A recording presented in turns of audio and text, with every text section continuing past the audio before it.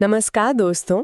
आज 23 अक्टूबर 2025 है और आज के अखबार पढ़ने के बाद हम लेकर आए हैं एक ऐसी चर्चा जिसे बिल्कुल भी नज़रअंदाज नहीं किया जा सकता। हाँ, ये लंबे समय में कीमती समय की भारी बचत करेगा। यूपीएससी के लिए डेली न्यूज़ एनालिसिस कितना ज़रूरी है ये तो हम सब जानते हैं। बिल्कुल। तो हमें क्यों सुने? क्योंकि हम आज के the Hindu, the Indian express और सरकारी स्रोतों से छांटे गए सबसे जरूरी मुद्दों को एकदम आसान, मजेदार और बिल्कुल परीक्षा केंद्र तरीके से समझाते हैं। हाँ, कोशिश यही रहती है। तो जुड़े रहिए और आज की जरूरी खबरों का कोई भी पहलू छूटने न पाए। ये विश्लेषण कहीं भी कभी भी सुना जा सकता है।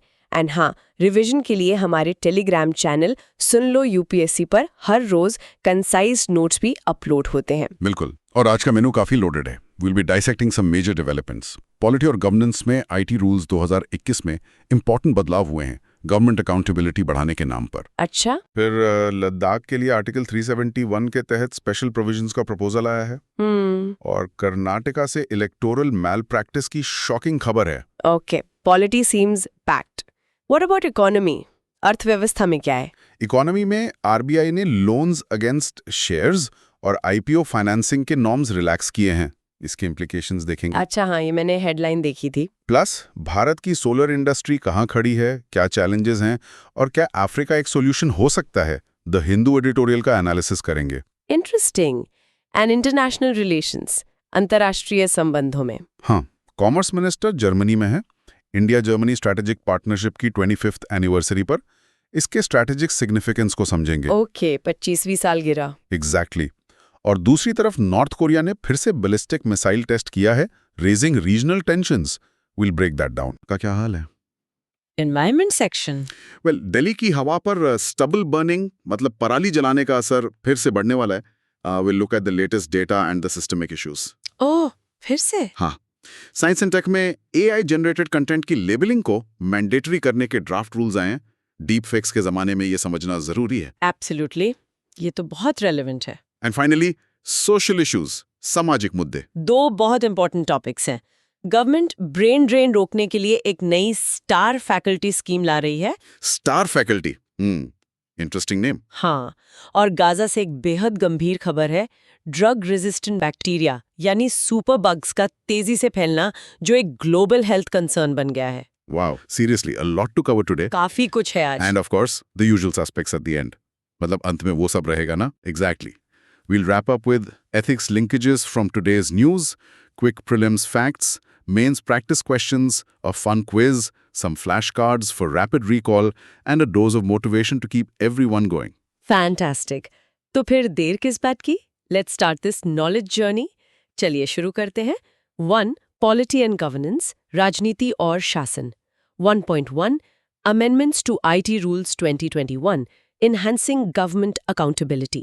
IT नियम 2021 में संशोधन, सरकारी जवाबदेही बढ़ाना। तो सबसे पहले ये IT रूल्स में जो नए बदलाव आए हैं, ये क्या हैं? गवर्नमेंट अकाउंटेबिलिटी, सरकारी जवाबदेही की बात हो रही है। हाँ, देखिए हुआ ये है कि मीटी यानी ministry of electronics and information technology ने information technology intermediary guidelines and digital media ethics code amendment rules 2025 को नोटिफाई कर दिया है। ओके। ये रूल्स नवंबर 15, 2025 से लागू होंगे। इसमें सबसे सिग्निफिकेंट चेंज है रूल 3(1)D के तहत। अच्छा, रूल 3(1)D। हाँ, ये रूल सरकार को पावर देता है कि वो ऑनलाइन प्लेटफॉर्म्स को अनलॉफुल कंटेंट हटाने के लिए कह सकती है। अब इस पावर के यूज के लिए कुछ प्रोसीजरल सेफगार्ड्स यानी प्रक्रियात्मक सुरक्षा उपाय लाए गए हैं। और इनका डिक्लेयर्ड एम है गवर्नमेंट अकाउंटेबिलिटी यानी सरकारी जवाबदेही बढ़ाना। ओके, तो ये रूल 3(1)D था क्या एग्जैक्टली और इसका कॉन्टेक्स्ट क्या है? आईटी एक्ट 2000 का जिक्र आता है? करेक्ट। इंडिया में ऑनलाइन कंटेंट रेगुलेशन का मेन लॉ है इंफॉर्मेशन टेक्नोलॉजी एक्ट 2000 यानी आईटी अधिनियम 2000। इसी एक्ट के अंडर 2021 में कंट्रोवर्शियल आईटी रूल्स लाए गए थे। हाँ, वो तो थे ही। पूरा नाम है information technology intermediary guidelines and digital media ethics code rules 2021। इन्हीं रूल्स का हिस्सा है रूल 3(1)D। ओके। ये कहता है कि इंटरमीडियरीज, सोचिए फेसबुक, एक्स, इंस्टाग्राम जैसे प्लेटफॉर्म्स को कोर्ट ऑर्डर या गवर्नमेंट नोटिफिकेशन मिलने पर अनलॉफुल इन्फॉर्मेशन को होस्ट, स्टोर या पब्लिश नहीं करना है। राइट। टेक्निकली इस रूल के तहत नोटिस मिलने पर प्लेटफॉर्म को ये रिस्क होता है कि वो आईटी एक्ट के सेक्शन 79 के तहत मिलने वाली सेफ हार्बर प्रोटेक्शन खो सकता है अगर वो कंटेंट नहीं हटाता। राइट। ये safe harbour principle, safe harbour सिद्धांत, सेक्शन 79 ये क्या है? Can you explain that simply, जरा आसान शब्दों में? जरूर। Think of safe harbour principle under section 79 ऑफ IT act as a legal shield for platforms, मतलब एक कानूनी ढाल। अच्छा, ढाल। हाँ, ये कहता है कि प्लेटफॉर्म जनरली स्पीकिंग अपने यूजर्स द्वारा पोस्ट किए गए थर्ड पार्टी कंटेंट के लिए लीगली लायबल नहीं होगा, प्रोवाइडेड वो कुछ कंडीशंस पूरी करता है, जैसे कि अनलॉफुल कंटेंट हटाने के वैलिड ऑर्डर्स को मानना। अच्छा। तो रूल 3(1)D का नोटिस बेसिकली प्लेटफॉर्म को कहता है, हे, ये कंटेंट फ्लैग्ड है, अगर आप इसे नहीं हटाते तो आपकी ये लीगल इम्यूनिटी चली जाएगी। बॉकेट, शील्ड एट रिस्क, मतलब ढाल खतरे में। तो अब जो अमेंडमेंट्स आए हैं उनमें रीजन्ड इंटिमेशन, तर्कपूर्ण सूचना की बात है। इसका मतलब क्या है? What does it entail? Please explain in detail. विस्तार से बताइए। बिल्कुल। रीजन्ड इंटिमेशन यानी तर्कपूर्ण सूचना, ये नए अमेंडमेंट्स का आप कह सकते हैं दिल है। इसका मतलब है कि अब सरकार जब भी रूल 3(1)D के तहत कंटेंट हटाने को कहेगी तो उसे एक फॉर्मल कम्युनिकेशन भेजना होगा जिसमें क्लियर लीगल बेसिस बताना होगा। अच्छा, मतलब कारण बताना होगा। हाँ, कारण बताना होगा कि स्पेसिफिक लॉ के तहत ये कंटेंट अनलॉफुल है, कौन से स्पेसिफिक स्टैट्यूटरी प्रोविजंस वायलेट हो रहे हैं, कंटेंट का प्रिसाइज यूआरएल क्या है, ये सब क्लियरली स्टेट करना होगा। पहले ऐसा नहीं होता था? पहले प्लेटफॉर्म्स कंप्लेन करते थे कि ऑर्डर्स वेग होते थे, पता नहीं चलता था कि क्यों हटाना है। अब a reasoned clear intimation is mandatory. Okay, फिर से दोहराता हूं। रीजन्ड इंटिमेशन, तर्कपूर्ण सूचना, क्लियर लीगल बेसिस और स्पेसिफिक डिटेल्स के साथ notice. Sounds more structured. Exactly. मतलब अब ज्यादा व्यवस्थित लग रहा है। Exactly. So for someone prepping for prelims की तैयारी करने वालों के लिए what are the absolute must know details here? Hierarchy, review, effective date, क्या जानना एकदम जरूरी है? Yes. Key takeaways for prelims. 1. Authorization hierarchy. अब सेंट्रल गवर्नमेंट के केस में टेक डाउन ऑर्डर्स सिर्फ जॉइंट सेक्रेटरी या उससे ऊपर के रैंक ऑफिसर ही इशू कर सकता है। अच्छा, जॉइंट सेक्रेटरी लेवल। हाँ, स्टेट गवर्नमेंट्स के लिए ये rank deputy inspector general, DIG of police या इक्विवेलेंट होगा। Lower level officers can no longer issue these directly. ये बड़ा चेंज है। बिल्कुल। 2. मंथली रिव्यू, एक नया ओवरसाइट मैकेनिज्म है। हर महीने सेंटर में रेलेवेंट मिनिस्ट्री डिपार्टमेंट का सेक्रेटरी सभी टेक डाउन ऑर्डर्स को रिव्यू करेगा, उनकी लीगैलिटी, कानूनी वैधता और प्रोपोर्शनैलिटी, अनुपातिकता के लिए। अच्छा, रिव्यू भी होगा। हाँ, basically checking if the order was legally sound and not excessive, मतलब जरूरत से ज्यादा तो नहीं था ऑर्डर। ठीक है। 3. Notice nature clarified. नोटिस में एक्सप्लिसिटली लिखा होगा कि ये सिर्फ सेफ हार्बर प्रोटेक्शन विड्रॉ करने की वार्निंग है, ये अपने आप में कंटेंट रिमूवल का डायरेक्ट ऑर्डर नहीं है, सिर्फ चेतावनी। ओके, ये क्लैरिटी जरूरी थी। हाँ। 4. Effective date. These new rules come into force from November 15th, 2025, 15 नवंबर 2025। ओके, ये चेंजेस तो काफी कॉन्क्रीट लगते हैं, but what's the bigger picture for mains? Mains के लिहाज से क्या मायने हैं इसके? Is this genuinely about balancing national security and freedom of speech, या कुछ और बात है? पोटेंशियली चिलिंग फ्री स्पीच, मतलब अभिव्यक्ति की आजादी, आर्टिकल 19(1)(a) को दबा सकते हैं। हाँ, ये बात तो उठी थी। By introducing senior level authorization and a monthly review, the government is trying to project that the process is now more structured, accountable and less arbitrary. मतलब मनमाना नहीं है। So, yes, on paper, it appears as an attempt to strike a better balance between the state's interest in maintaining public order, national security, and the citizens' fundamental right to free expression. कागज पर तो यही लग रहा है। And what about the timing? Cases like the one involving X platform, formerly Twitter, challenge these rules. Is this amendment a response to that judicial scrutiny? क्या ये अदालती जांच का नतीजा है? Is the government trying to make the rules legally stronger?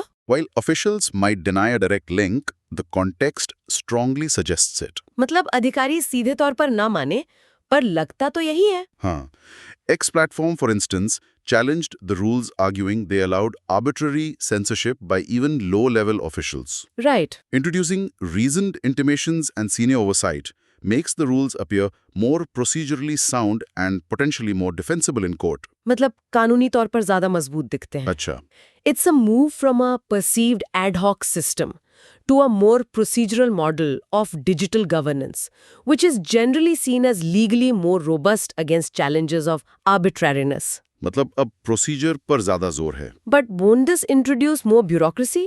मतलब अफसरशाही बढ़ेगी अगर कोई genuinely harmful content है, जैसे हिंसा भड़काने वाला, उसे हटाने में जॉइंट सेक्रेटरी का अप्रूवल, फिर मंथली रिव्यू, कहीं इसमें डेंजरस डिले तो नहीं होगी, खतरनाक देरी? That's a very valid and critical concern. ये बहुत अहम सवाल है. It's the classic governance trade-off, procedural fairness versus administrative agility. मतलब प्रक्रियात्मक निष्पक्षता और प्रशासनिक तेजी के बीच का संतुलन. हाँ, ये तो हमेशा रहता है. More checks and balances increase accountability but can slow down the process. ज्यादा रोक-टोक से जवाबदेही बढ़ती है, पर काम धीमा हो सकता है. सही बात. The effectiveness will depend entirely on implementation. अगर प्रोसेस बहुत मुश्किल हो गया, तो रियल रिस्क है कि genuinely harmful content, जैसे hate speech, incitement, dangerous misinformation, उसे हटाने में bureaucratic hurdles की वजह से देरी हो सकती है. और उसके नतीजे खतरनाक हो सकते हैं. बिल्कुल. That could have serious real-world consequences. So what are the likely implications? Short, medium, long term. क्या असर हो सकता है? Short term, social media companies को अपने इंटरनल प्रोसेसेस बदलने होंगे. गवर्नमेंट एजेंसीज को नए ऑथराइजेशन और रिव्यू वर्कफ्लो सेटअप करने होंगे. मीडियम टर्म, शायद फालतू के या कमजोर आधार वाले टेक डाउन नोटिसेस कम हो जाएं. लिटिगेशन मतलब मुकदमेबाजी सरकार के खिलाफ कम हो सकती है अगर प्रोसेस फेयर लगता है. अच्छा. लॉन्ग टर्म, ये डिजिटल रेगुलेशन में प्रोसीजरल अकाउंटेबिलिटी के लिए एक प्रेसिडेंट सेट कर सकता है. ये डिजिटल डोमेन में स्टेट की रेगुलेटरी पावर की लीगल फाउंडेशन को मजबूत करता है. अब ये अच्छा है या बुरा, ये इस पर डिपेंड करेगा कि इसका यूज कैसे होता है. All right. So the way forward. What's the bottom line? निचोड़ क्या है? बॉटम लाइन, ये अमेंडमेंट्स सिद्धांत रूप में प्रोसीजरल सेफगार्ड्स और अकाउंटेबिलिटी लाने की दिशा में एक पॉजिटिव स्टेप है. Okay. However, implementation is everything. सब कुछ इस पर निर्भर करेगा कि लागू कैसे होते हैं. सेक्रेटेरियल लेवल रिव्यू कितना मीनिंगफुल होगा, ये देखना होगा. क्या ये सिर्फ रबर स्टैंप होगा या सच में जांच होगी? हाँ, ये अहम है. ऑल्सो प्रोसीजरल सेफगार्ड्स तो ठीक हैं, लेकिन substantive grounds for content removal, मतलब किस आधार पर कंटेंट हटाया जा रहा है, उनका भी पीरियोडिक रिव्यू जरूरी है ताकि वो कॉन्स्टिट्यूशनल प्रिंसिपल्स के हिसाब से हों. Right. एंड फॉर कॉन्टेक्स्ट, हमेशा landmark Shriya single versus union of India 2015 case याद रखना चाहिए, जिसने आईटी एक्ट के सेक्शन 66A को हटाया था. और सेक्शन 79 ऑफ आईटी एक्ट, जो सेफ हार्बर का आधार है, वो तो इस पूरी डिबेट के केंद्र में है ही. बिल्कुल. 1.2 Center proposes special provisions for Ladakh under Article 371. केंद्र ने अनुच्छेद 371 के तहत लद्दाख के लिए विशेष प्रावधानों का प्रस्ताव रखा. चलिए अब चलते हैं लद्दाख. वहां सेंटर ने आर्टिकल 371 का प्रपोजल दिया है. What's happening there? क्या चल रहा है वहां? Yes, this is a significant development. The Union Home Ministry MHA ने लद्दाख के civil society groups, namely the Leh Apex Body और कारगिल डेमोक्रेटिक अलायंस के साथ बातचीत फिर से शुरू की है. अच्छा, बातचीत शुरू हुई है. हाँ, और इन टॉक्स में MHA ने लद्दाख को कॉन्स्टिट्यूशन के आर्टिकल 371 अनुच्छेद 371 के तहत स्पेशल प्रोविजंस मतलब विशेष प्रावधान देने की पॉसिबिलिटी जताई है. अच्छा, आर्टिकल 371. हाँ, ये ऑफर उन ग्रुप्स की जो डिमांड्स हैं फुल स्टेटहुड, पूर्ण राज्य का दर्जा और 6th शेड्यूल, छठी अनुसूची में इंक्लूजन उसके ऑल्टरनेटिव के तौर पे पेश किया जा रहा है. Okay. Can you give us some background? Ladakh UT बनने के बाद से ये डिमांड्स चल रही हैं, राइट? और ये आर्टिकल 371 और 6th शेड्यूल है क्या एग्जैक्टली? एब्सोल्युटली. याद होगा अगस्त 2019 में आर्टिकल 370 हटाया गया था और Jammu and Kashmir reorganisation act 2019 pass हुआ था. हाँ, बिल्कुल. इस एक्ट ने अर्स्टवाइल स्टेट को 2 यूनियन टेरिटरीज में बांट दिया, जम्मू एंड कश्मीर जिसमें लेजिस्लेचर है और लद्दाख जिसमें लेजिस्लेचर नहीं है. राइट. तब से लद्दाख के लोग, खासतौर पे वहां की ट्राइबल कम्युनिटीज, कॉन्स्टिट्यूशनल सेफगार्ड्स की मांग कर रहे हैं ताकि उनकी unique land, culture, language, jobs और फ्रेजाइल एनवायरनमेंट प्रोटेक्ट हो सके. हाँ, ये चिंताएं तो जायज हैं। उनकी मेन डिमांड्स रही हैं स्टेटहुड या 6th शेड्यूल में इंक्लूजन।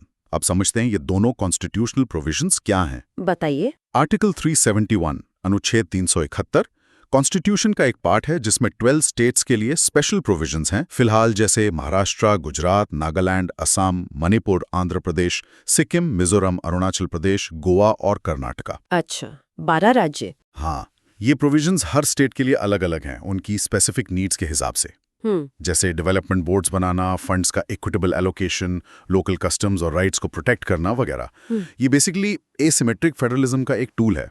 अगेन, आर्टिकल 371 अनुच्छेद 371 स्पेसिफिक स्टेट्स के लिए स्पेशल प्रोविजंस। ओके, और 6th शेड्यूल, छठी अनुसूची? द 6th शेड्यूल, छठी अनुसूची, दूसरी तरफ 4 नॉर्थ ईस्टर्न स्टेट्स के ट्राइबल एरियाज के एडमिनिस्ट्रेशन से डील करता है। असम, मेघालय, त्रिपुरा और मिजोरम। अच्छा, नॉर्थ ईस्ट के 4 राज्य। हाँ, ये ऑटोनोमस डिस्ट्रिक्ट काउंसिल्स ADCs बनाने की इजाजत देता है जिनके पास सिग्निफिकेंट लेजिस्लेटिव, जुडिशरी और एडमिनिस्ट्रेटिव ऑटोनॉमी होती है। वो जमीन, जंगल, लोकल कस्टम्स वगैरह पर कानून बना सकते हैं, कुछ टैक्स कलेक्ट कर सकते हैं और लोकल गवर्नेंस मैनेज कर सकते हैं। गोल है ट्राइबल आइडेंटिटी और ऑटोनॉमी को प्रोटेक्ट करना। Again, 6th schedule, tribal area administration in 4 any states via ADCs. And you mentioned asymmetric federalism, असममित संघवाद। Yes. ये क्या होता है? यस, एसिमेट्रिक फेडरलिज्म का मतलब बस इतना है कि एक फेडरल सिस्टम जहां सभी कंस्टिट्यूएंट यूनिट्स जैसे स्टेट्स या यूटीज के पास एग्जैक्ट सेम पावर्स या स्टेटस नहीं होता। कुछ यूनिट्स को उनकी यूनिक हिस्टोरिकल, कल्चरल या ज्योग्राफिकल सर्कमस्टांसेस की वजह से स्पेशल ट्रीटमेंट या ऑटोनॉमी दी जाती है। आर्टिकल 371 भारत के एसिमेट्रिक फेडरल स्ट्रक्चर का एक प्राइम एग्जाम्पल है। अंडरस्टूड, समझ गई। So what are the key prelims takeaways from this news? Prelims के लिए मुख्य बातें। For prelims, key proposal. Centre article 371 के तहत सेफ गार्ड्स पर विचार कर रहा है। लद्दाखी ग्रुप्स की डिमांड, स्टेटहुड और 6th शेड्यूल इंक्लूजन की मांग। कॉन्स्टिट्यूशनल प्रेसिडेंट, अगर ये लागू हुआ तो लद्दाख पहला यूनियन टेरिटरी होगा जिसे आर्टिकल 371 के तहत स्पेशल प्रोविजंस मिलेंगे, जो अभी सिर्फ स्टेट्स पर लागू होता है। ये एक मेजर पोटेंशियल शिफ्ट है। वाओ, ये तो काफी बड़ा पॉइंट है। बिल्कुल। Groups involved, LAB, Leh apex body and KDA, Kargil democratic alliance. Okay, moving to mains analysis, what's the centre strategy here? केंद्र की रणनीति क्या लग रही है? Is this a political middle path, मतलब एक बीच का रास्ता निकालने की कोशिश है? It certainly looks like a political middle path और a strategic compromise. ऐसा ही लगता है। सेंटर शायद लद्दाखी कंसर्न्स की लेजिटिमेसी को एक्नॉलेज कर रहा है, उनकी आइडेंटिटी, लैंड, जॉब्स को लेकर चिंताएं, खासकर यूटी बनने के बाद। However, ऐसा लगता है कि सेंटर स्टेटहुड, जिसमें सिग्निफिकेंट पॉलिटिकल पावर मिलती है, या 6th शेड्यूल स्टेटस जो ADCs को सब्सटैंशियल लेजिस्लेटिव ऑटोनॉमी देता है, देने में रिलक्टेंट है, मतलब हिचकिचा रहा है। क्यों? Offering Article 371 allows the center to provide some safeguards, demands को partially address करते हुए, while potentially retaining greater central control, compared to the 6th schedule. मतलब कुछ सुरक्षा उपाय दे दो, पर कंट्रोल ज्यादा रखो। So what's the core difference in the kind of protection offered by Article 371 versus the 6th schedule? Article 371 और 6th schedule में जो सुरक्षा मिलती है, उसमें फंडामेंटल अंतर क्या है? Why might the center prefer Article 371? The fundamental difference lies in executive protection versus legislative autonomy. मतलब कार्यकारी संरक्षण बनाम विधायी स्वायत्तता। अच्छा, 6th schedule elected local bodies ADCs को सिग्निफिकेंट लेजिस्लेटिव और एडमिनिस्ट्रेटिव पावर्स देता है। वो खुद कानून बनाते हैं और मैनेज करते हैं। right. आर्टिकल 37 प्रोविजंस हिस्टोरिकली अक्सर प्रेसिडेंट या गवर्नर के डिस्क्रिशन, विवेक से ऑपरेट करते हैं, जो सेंटर की एडवाइस पर काम करते हैं। ये एग्जीक्यूटिव प्रोटेक्शन ज्यादा है, टेलर्ड इंटरवेंशंस जो सेंटर प्रेसिडेंट डिसाइड करते हैं, बजाय इसके कि लोकल बॉडी को इनहेरेंट लेजिस्लेटिव पावर मिले। सेंटर शायद इसे इसलिए प्रेफर कर रहा है क्योंकि इससे ग्रीवेंसेस एड्रेस करते हुए टाइटर एडमिनिस्ट्रेटिव और स्ट्रेटेजिक ओवरसाइट बनी रहती है। Is there a national security angle here too, given Ladakh's strategic location? राष्ट्रीय सुरक्षा का पहलू भी है? एब्सोल्युटली। लद्दाख की सीमाएं चाइना और पाकिस्तान दोनों से लगती हैं, making it strategically vital. Centre की स्टेटहुड या 6th शेड्यूल के तहत एक्सटेंसिव ऑटोनॉमी देने में रिलक्टेंस को नेशनल सिक्योरिटी के नजरिए से भी देखा जा सकता है। अच्छा, इसे यूटी बनाए रखना भले ही आर्टिकल 371 सेफगार्ड्स के साथ security matters, border infrastructure development और लैंड यूज पॉलिसीज पर ज्यादा डायरेक्ट सेंट्रल कंट्रोल इंश्योर करता है, जो ऐसे सेंसिटिव बॉर्डर रीजन में जरूरी समझा जा सकता है। And what about the impact on asymmetric federalism? If a UT gets Article 371 provisions, could other UTs or regions demand the same? क्या दूसरे केंद्र शासित प्रदेश भी ऐसी मांग कर सकते हैं? This is a potentially path breaking aspect. ये एक नई राह खोल सकता है। आर्टिकल 371 जो ट्रेडिशनली स्टेट्स के लिए था, उसे एक यूनियन टेरिटरी तक एक्सटेंड करना इंडिया के एसिमेट्रिक फेडरलिज्म मॉडल में एक सिग्निफिकेंट एवोल्यूशन होगा। हाँ, ये तो होगा। ये एक प्रेसिडेंट सेट कर सकता है। अदर यूटीज और regions with distinct cultural identities और डेवलपमेंटल नीड्स, जैसे अंडमान एंड निकोबार, पुडुचेरी या स्टेट्स के भीतर भी कुछ खास रीजन भविष्य में ऐसी ही डिमांड्स उठा सकते हैं। इससे सेंटर यूटी रिलेशंस और स्पेशल प्रोविजंस का नेचर बदल सकता है। What are the likely implications if this goes through? Short, medium, long term? क्या असर हो सकता है? शॉर्ट टर्म प्रपोजल से शायद तनाव कम हो और एजिटेटिंग ग्रुप्स बातचीत की मेज पर आ जाएं। हालांकि उन्होंने 6th शेड्यूल की मांग दोहराई है, तो तुरंत मान जाएंगे ऐसा नहीं है। मीडियम टर्म अगर कंसेंसस बन जाता है तो एक कॉन्स्टिट्यूशनल अमेंडमेंट एक्ट लगेगा लद्दाख के लिए आर्टिकल 371 में नया क्लॉज जोड़ने के लिए। फिर लद्दाख के लिए स्पेसिफिक प्रोविजंस डिजाइन और इंप्लीमेंट करने होंगे। ओके। लॉन्ग टर्म सक्सेस इस पे डिपेंड करेगी कि क्या ये प्रोविजंस वाकई में एग्जिस्टिंग लद्दाख ऑटोनॉमस हिल डेवलपमेंट काउंसिल्स को एम्पावर करते हैं और रीजन के यूनिक कल्चर और फ्रैजाइल इकोलॉजी को इफेक्टिवली प्रोटेक्ट करते हैं। अगर ये सिर्फ सिंबॉलिक हुए तो डिसकंटेंट फिर से उभर सकता है। So what's the way forward? आगे का रास्ता क्या है? The center's offer is a constructive step towards dialogue. बातचीत की तरफ एक अच्छा कदम है।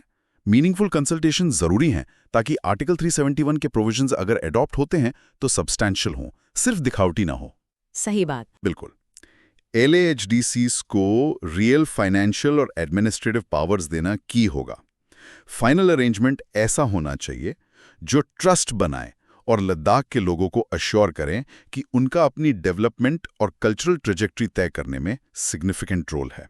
फॉर क्रॉस रेफरेंसेस, कोई असम में बोडोलैंड टेरिटोरियल काउंसिल BTC को देख सकता है, जो 6 शेड्यूल के तहत ऑपरेट करता है, और आर्टिकल्स जैसे 371A नागालैंड के लिए या 371G मिजोरम के लिए दिखाते हैं कि आर्टिकल 371 के तहत भी स्ट्रॉन्ग प्रोटेक्शंस दिए जा सकते हैं। बिल्कुल। 13 Sit probe uncovers electoral malpractice in Karnataka. Karnataka में SIT जांच में चुनावी कदाचार का खुलासा। Okay, now for something really disturbing from Karnataka. Karnataka से एक परेशान करने वाली खबर। An SIT probe into voter list tampering. Voter list में हेरफेर। ₹80 to delete a voter. ये क्या हो रहा है? Yes, it's a deeply concerning revelation. ये वाकई चिंताजनक खुलासा है। कर्नाटका में एक स्पेशल इन्वेस्टिगेशन टीम SIT जो वोटर लिस्ट मैनिपुलेशन के एलिगेशंस की जांच कर रही है, उसने रिपोर्टेडली कालाबुर्गी जिले के एलैंड असेंबली कॉन्स्टिट्यूएंसी में एक ऑर्गेनाइज्ड स्कैम का पर्दाफाश किया है। ऑर्गेनाइज्ड स्कैम, संगठित घोटाला। हाँ, प्रोब सजेस्ट्स कि ऑपरेटिव्स को एलिजिडली ₹80 दिए गए थे हर फ्रॉडुलेंट एप्लीकेशन के लिए, जो वोटर का नाम इलेक्टोरल रोल से डिलीट करने के लिए फाइल की गई थी। बस ₹80 में वोटर गायब? अनबिलीवेबल। एग्जैक्टली। ये एलिजिडली 2023 असेंबली इलेक्शन से पहले हुआ और अटेम्प्ट था करीब 6000 वोटर्स को इम्प्रॉपरली रिमूव करने का, पोटेंशियली फोर्ज्ड डॉक्यूमेंट्स यूज करके। बाप रे, 6000 voters. Can you provide the legal background? How critical is the purity of electoral rolls? ये मतदाता सूची की शुद्धता कितनी जरूरी है? The electoral roll और मतदाता सूची is the very foundation of a free and fair election. इसकी accuracy और integrity paramount है, मतलब सबसे जरूरी। इसे सुनिश्चित करना election commission of India ECI का प्राइमरी कॉन्स्टिट्यूशनल मैंडेट है। हाँ, ECI की जिम्मेदारी है ये। की लॉज हैं representation of the people act 1950 जो इलेक्टोरल रोल्स की प्रिपरेशन और रिवीजन से डील करता है, और representation of the people act 1951 जो इलेक्शंस के कंडक्ट से डील करता है। स्टेट इलेक्शन कमीशंस का भी रोल होता है लोकल लेवल पर। इसमें कोई भी छेड़छाड़ डेमोक्रेटिक रिप्रेजेंटेशन के दिल पर चोट है। The report mentions Form 7. What is that? ये फॉर्म 7 क्या है and how was this voter deletion fraud carried out? ये धोखाधड़ी की कैसे गई? फॉर्म 7 वो ऑफिशियल एप्लीकेशन फॉर्म है जिसे कोई भी व्यक्ति इलेक्टोरल रोल में किसी नाम के इंक्लूजन पर ऑब्जेक्ट करने या किसी नाम को डिलीट करने, जैसे डेथ या रेजिडेंस चेंज के कारण, के लिए यूज करता है।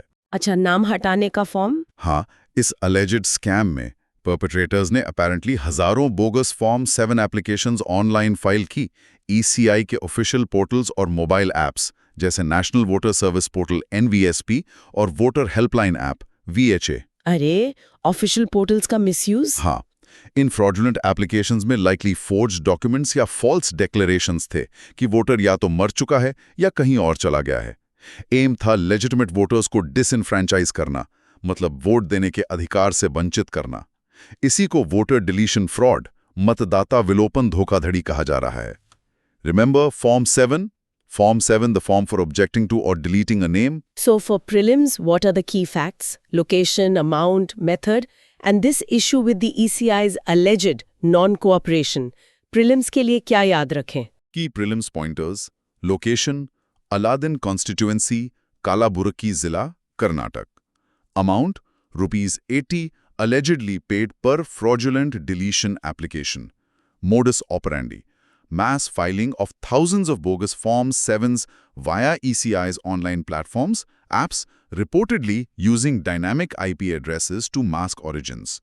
मतलब IP एड्रेस बदलते रहना ताकि पकड़ा ना जाए। Technical fraud भी? लगता तो यही है। इन्वेस्टिगेटिव होडल, एक बहुत सीरियस एलिगेशन SIT की तरफ से ये है कि ECI जांच में पूरी तरह कोऑपरेट नहीं कर रहा है और allegedly क्रूशल टेक्निकल डेटा जैसे डेस्टिनेशन IP एड्रेसेस और डेस्टिनेशन पोर्ट्स देने में फेल रहा है, जो फ्रॉड के लिए यूज हुए डिवाइसेस को ट्रेस करने के लिए जरूरी हैं। इस डेटा की कमी से रिपोर्टेडली इन्वेस्टिगेशन रुक गई है। That's a bombshell allegation against the ECI. ECI पे इतना बड़ा आरोप। From a mains perspective, what does this reveal? Does it point to systematic vulnerabilities in our electoral process? Yeah. क्या ये हमारी चुनावी प्रक्रिया की कमजोरियों को दिखाता है? Absolutely. The SIT is reportedly viewing this not as an isolated incident but as a systematic attempt at manipulation. ये सिर्फ एक घटना नहीं, बल्कि एक systematic attempt है. This exposes potentially serious vulnerabilities in the ECI's digital infrastructure. ये दिखाता है कि टेक्नोलॉजी जो वोटर सर्विसेज इंप्रूव करने के लिए थी, उसे बड़े पैमाने पर एक्सप्लॉइट किया जा सकता है वोटर्स को डिसइनफ्रेंचाइज करने के लिए। सही बात है। फाइनेंशियल इंसेंटिव्स, ₹80 पर फॉर्म और टेक्निकल मीन्स, डायनेमिक IPs का यूज इसे और भी अलार्मिंग बनाता है, suggesting a planned operation. And what about the questions this raises on the institutional accountability of the ECI? ECI की जवाबदेही पर सवाल। What impact could their alleged non-cooperation have on public trust? जनता के विश्वास पर क्या असर पड़ेगा? The alleged non-cooperation by the ECI, if true, is extremely worrying. अगर ECI सहयोग नहीं कर रहा है तो ये बहुत चिंता की बात है। Report suggest states criminal investigation department CID ने बार-बार एसेंशियल टेक्निकल डेटा मांगा जो एलिजिडली विदहेल्ड किया गया, प्रोब को हिंडर करते हुए। ये तो गलत है। ECI जैसी इंस्टीट्यूशन के लिए, जिसका मैंडेट ही इलेक्शंस की इंटेग्रिटी इंश्योर करना है, इन्वेस्टिगेशन में ऑब्स्ट्रक्शन का कोई भी परसेप्शन पब्लिक ट्रस्ट को सीवियरली इरोड कर सकता है। ये इलेक्टोरल प्रोसेस की क्रेडिबिलिटी को ही अंडरमाइन करता है। So, is there a need for urgent electoral reforms, both technological and legislative? तो क्या तत्काल चुनावी सुधारों की जरूरत है, टेक्नोलॉजी और कानून दोनों में? Definitely. This incident highlights the urgent need for reforms. Technologically, ECI को अपने online platforms NVSP, VHA, Garuda apps का थरो सिक्योरिटी ऑडिट करना चाहिए और रोबस्ट सिक्योरिटी फीचर्स इंप्लीमेंट करने चाहिए। May be mandatory multifactor authentication for sensitive actions like submitting form 7। हाँ, security तो बढ़ानी पड़ेगी। Legislatively, procedurally clear legally mandated protocols होने चाहिए। ECI और लॉ एनफोर्समेंट एजेंसीज के बीच एसेंशियल टेक्निकल डेटा की टाइम बाउंड शेयरिंग के लिए during investigations, representation of the people acts में अमेंडमेंट पर भी विचार करना चाहिए ताकि डिजिटल एरा इलेक्टोरल फ्रॉड के लिए स्पेसिफिक प्रोविजंस और स्ट्रिक्टर पेनल्टीज हों। What are the broader implications here? दूरगामी परिणाम क्या हो सकते हैं? शॉर्ट टर्म, पब्लिक फेथ हिलेगा इलेक्टोरल रोल रिवीजन प्रोसेस में। ECI की फंक्शनिंग पर इंटेंस पॉलिटिकल स्क्रूटनी होगी। मीडियम टर्म, अगर डेटा या कोऑपरेशन की कमी से अपराधी पकड़े नहीं गए तो ये देश में कहीं और भी ऐसी कोशिशों को बढ़ावा दे सकता है। ये तो खतरनाक है। Long term, this serves as a critical wake up call for the ECI. अपने डिजिटल इंफ्रास्ट्रक्चर को सिक्योर करने और इन्वेस्टिगेशंस में ट्रांसपेरेंसी इंश्योर करने में फेलियर से इंडियन इलेक्शंस की फेयरनेस पर एक सिस्टेमिक क्राइसिस ऑफ कॉन्फिडेंस आ सकता है। What should be the way forward now? अब आगे क्या होना चाहिए? First and foremost, if the allegations are true, the ECI must cooperate fully and immediately provide all necessary technical data to the SIT. ECI को पूरा सहयोग करना चाहिए। बिल्कुल। ECI के IT सिस्टम्स और वोटर लिस्ट मैनेजमेंट प्रोसीजर्स का एक कॉम्प्रिहेंसिव इंडिपेंडेंट ऑडिट होना चाहिए। पार्लियामेंट को आरपी एक्ट्स में संशोधन पर विचार करना चाहिए, डिजिटल इलेक्टोरल फ्रॉड हैंडल करने के लिए एक क्लियर फ्रेमवर्क बनाने के लिए। ठीक। When discussing electoral reforms, historical context includes the Dinesh Goswami Committee Report 1990 and the Law Commission's Report on Electoral Reforms 2015. दोनों ने इलेक्टोरल प्रोसेस की प्योरिटी और फेयरनेस एनहांस करने के लिए रिकमेंडेशंस दी थी। ये कमेटीज याद रखनी होंगी। 2. इकोनॉमी, अर्थव्यवस्था। 2.1 RBI relaxes norms on loans against shares and IPO financing. RBI ने शेयरों पर ऋण और IPO वित्त पोषण के नियमों में ढील दी। चलिए अब इकोनॉमी पर आते हैं, अर्थव्यवस्था की बात करते हैं। RBI ने लोन्स अगेंस्ट शेयर्स और IPO फाइनेंसिंग के रूल्स में ढील दी है। What's this move about and why now? ये क्या कदम है और अभी क्यों?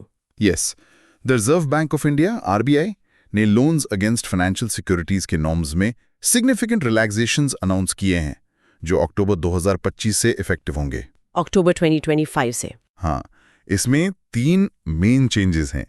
1.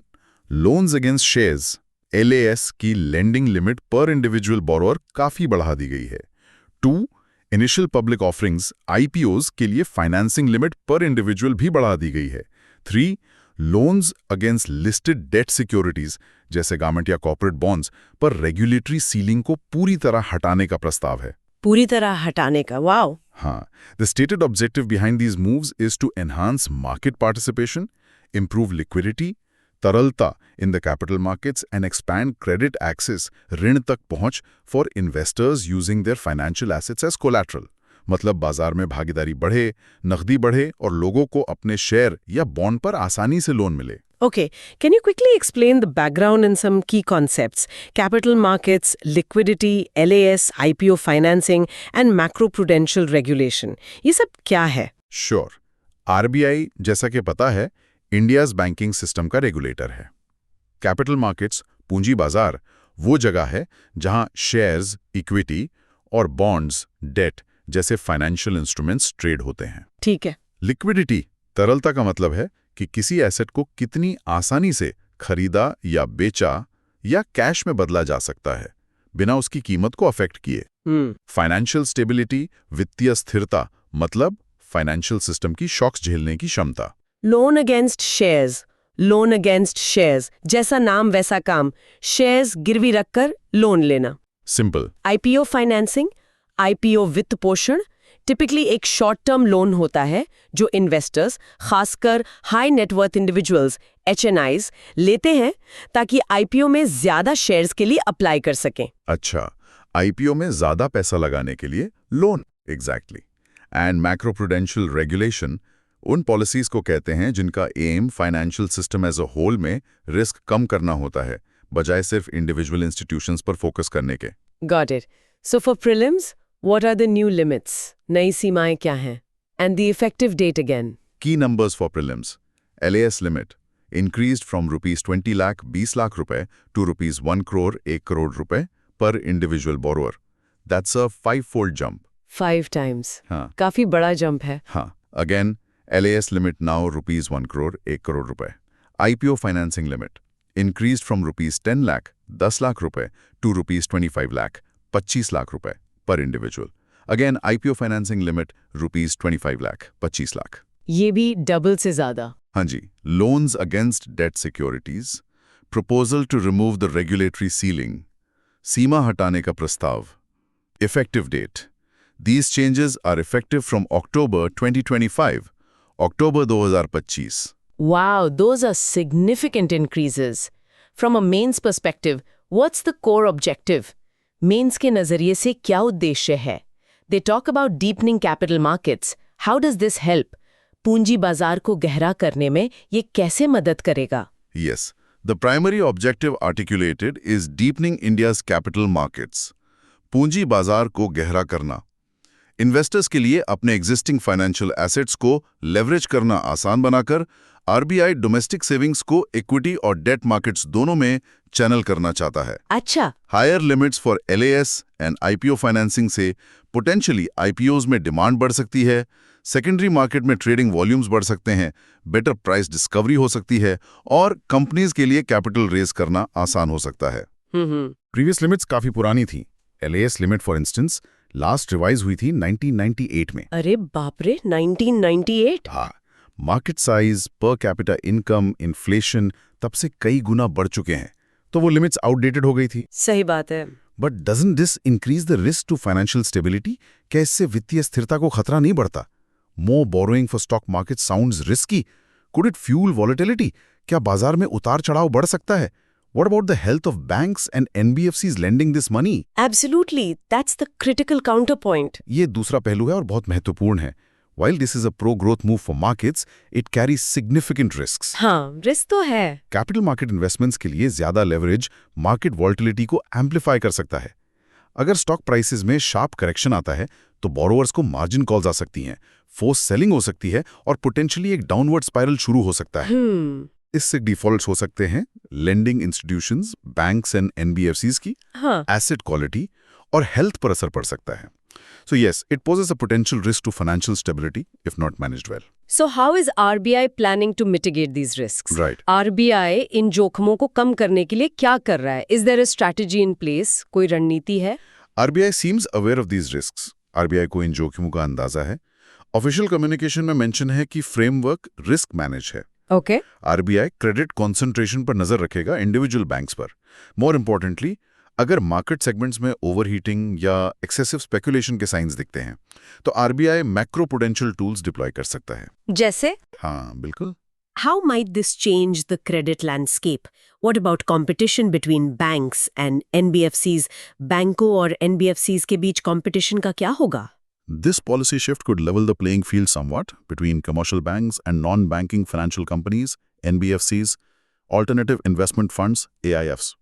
Traditionally, NBFCs और AIFs, LAS और IPO फाइनेंसिंग स्पेस में ज्यादा अग्रेसिव रहे हैं, partly because उनके लिए रेगुलेटरी लिमिट्स या स्ट्रक्चर्स अलग थे. हाँ, ये देखा गया है. अब बैंक्स को भी ज्यादा अमाउंट लेंड करने की परमिशन मिलने से वो ज्यादा इफेक्टिवली compete कर पाएंगे. इस इंक्रीज्ड कंपटीशन से पोटेंशियली बोरोवर्स के लिए प्राइसिंग और टर्म्स बेहतर हो सकते हैं. अच्छा, तो बोरोवर्स को फायदा हो सकता है. Potentially, yes. So, what are the overall potential implications? कुल मिलाकर क्या असर हो सकता है? Short term, likely increased demand for IPOs, potential increase in trading volumes, banks के capital market loan portfolio में growth. Medium term, could contribute to a structural deepening of India's capital markets. Domestic retail और HNI investors की participation बढ़ सकती है, market share banks और NBFCs के बीच rebalance हो सकता है. Okay. Long term, if managed with robust macroprudential oversight, it could foster a more vibrant and liquid domestic capital market, potentially reducing reliance on foreign portfolio flows. विदेशी निवेश पर निर्भरता कम हो सकती है. However, if not managed carefully, it could increase the financial system's vulnerability to stock market shocks. अगर सावधानी नहीं बरती तो खतरा भी है. What's the way forward then? तो आगे का रास्ता क्या है? This appears to be a timely and necessary step by RBI to modernize regulations and support the deepening of domestic financial markets. ये सही दिशा में एक कदम लगता है. However, the key lies in enhanced surveillance and the proactive readiness to use macroprudential tools. निगरानी बढ़ानी होगी और जरूरत पड़ने पर macroprudential tools यूज करने होंगे. Right. Lending institutions को भी अपना risk management मजबूत करना होगा. It's a balancing act between fostering market growth and preserving financial stability. विकास और स्थिरता के बीच संतुलन बनाना होगा. For historical context, किसी को 1992 का हर्षद मेहता स्कैम याद रखना चाहिए, जिसने दिखाया था कि कैसे unregulated bank lending stock market में चैनल होकर मैसिव फाइनेंशियल क्राइसिस ला सकती है. हाँ, वो तो लैंडमार्क केस है. Also the Narasimham committee reports 1991 and 1998 ने इंडिया में फाइनेंशियल सेक्टर रिफॉर्म्स की नींव रखी थी, प्रूडेंशियल नॉर्म्स पर जोर देते हुए. 2.2 India solar industry at a crossroads an analysis, Bharat का सौर उद्योग एक चौराहे पर, एक विश्लेषण। Alright, shifting gears from finance to energy, finance से एनर्जी की तरफ चलते हैं। There is an editorial in the Hindu analysing India's solar industry. The Hindu में भारत के सौर उद्योग पर एक संपादकीय है। What's the verdict? क्या कह रहा है वो? आर वी शाइनिंग ब्राइट और फेसिंग शैडोज? हम चमक रहे हैं या मुश्किलें हैं? The Hindu editorial provides a nuanced analysis. मतलब मिला-जुला विश्लेषण है. It acknowledges India's significant achievements. हम दुनिया के थर्ड लार्जेस्ट प्रोड्यूसर बन गए हैं सोलर पावर के. Third largest? वाओ! हाँ, और हमारी डोमेस्टिक मैन्युफैक्चरिंग कैपेसिटी, घरेलू विनिर्माण क्षमता, सोलर मॉड्यूल्स के लिए एक्सपोनेंशियली बढ़ी है, गवर्नमेंट सपोर्ट जैसे PLI स्कीम की वजह से. हाँ, PLI स्कीम का काफी जिक्र था। And to absorb the massive new manufacturing capacity being created. मतलब जो इतनी कैपेसिटी बना ली, उसके लिए देश में पर्याप्त मांग नहीं है. ओह, ये तो दिक्कत है। So the industry is at a crossroads. एक चौराहे पर खड़ी है. The editorial proposes a strategic solution. India should position itself as a key solar supplier, सौर आपूर्तिकर्ता, to Africa to ensure the long-term sustainability of its domestic industry. संपादकीय का सुझाव है कि भारत अफ्रीका के लिए मुख्य सोलर सप्लायर बने। Interesting pivot to Africa, Africa per focus. Before we dive into that, can you set the background? What government initiatives and key concepts are relevant here? थोड़ा background बताइए, कौन सी सरकारी पहलें और concepts relevant हैं? Sure. Key government initiatives driving the solar sector include the National Solar Mission, PM Kusum, किसानों के solar pumps और ग्रिड कनेक्टेड प्लान्स के लिए, PM सूर्य घर, रूफटॉप सोलर स्कीम और production linked incentive PLI scheme specifically for high efficiency solar modules. हाँ, ये सब योजनाएं चल रही हैं। On the international front, the International Solar Alliance, ISA, an India-led initiative, or India's nationally determined contributions, NDCs, under the Paris Agreement. Key concepts to understand: levelized cost of energy, LCOE, ऊर्जा की समतल लागत. This is the average net present cost of electricity generation for a generator over its lifetime. Solar LCOE Bharat में 2017 के आसपास कोयले से नीचे आ गया था, जिससे ये economically viable हो गया. अच्छा, मतलब कोयले से सस्ता। हाँ. Non-fossil fuel capacity, गैर जीवाश्म ईंधन क्षमता. इंडिया का टारगेट है 2030 तक 500 gigawatt, 500 gigawatt installed capacity non fossil fuel sources से अचीव करना. सोलर पावर इसका मेजर कंपोनेंट है. Let's repeat that target. 500 gigawatt by 2030. 500 gigawatt, बड़ा टारगेट है। Definitely. Domestic content requirement, DCR, policy measures जो डेवलपर्स को मैंडेट करती हैं कि कुछ प्रोजेक्ट्स के लिए डोमेस्टिक मैन्युफैक्चरर से सर्टेन परसेंटेज ऑफ कंपोनेंट्स जैसे सोलर मॉड्यूल्स सोर्स करें. Got it. What are the key numbers for prelims? India's rank, manufacturing capacity, targets versus reality. Prelims के लिए मुख्य आंकड़े। Prelims facts to note. India's rank, third largest solar power producer globally after China and the US. तीसरा, manufacturing capacity grew from just 2 gigawatt, 2 gigawatt in 2014 to a projected 100 gigawatt, 100 gigawatt annual capacity by 2025. 2 से 100 gigawatt, जबरदस्त growth है। हाँ, let's repeat that. Manufacturing capacity projected at 100 gigawatt, 100 gigawatt in 2025. 2030 target, India को 2030 तक अपने climate goals meet करने के लिए करीब 280 gigawatt, 280 gigawatt solar capacity install करनी है. इसके लिए रफली 30 गीगावाट एनुअली ऐड करना होगा. हर साल 30 गीगावाट। हाँ. करंट इंस्टॉलेशन रेट, करंटली हम सिर्फ about 17 to 23 gigawatt per year add कर रहे हैं, जो रिक्वायर्ड रन रेट से कम है. ओह, तो टारगेट से पीछे चल है। हाँ, थोड़ा. Okay, let's get into the mains analysis. What's this paradox of success the editorial talks about? ये सफलता का विरोधाभास क्या है? We build the capacity but we might not use it. हमने क्षमता बना ली पर इस्तेमाल नहीं कर पाएंगे. Why the cost difference with China? चीन से कीमत का अंतर क्यों है? Exactly, that's the paradox.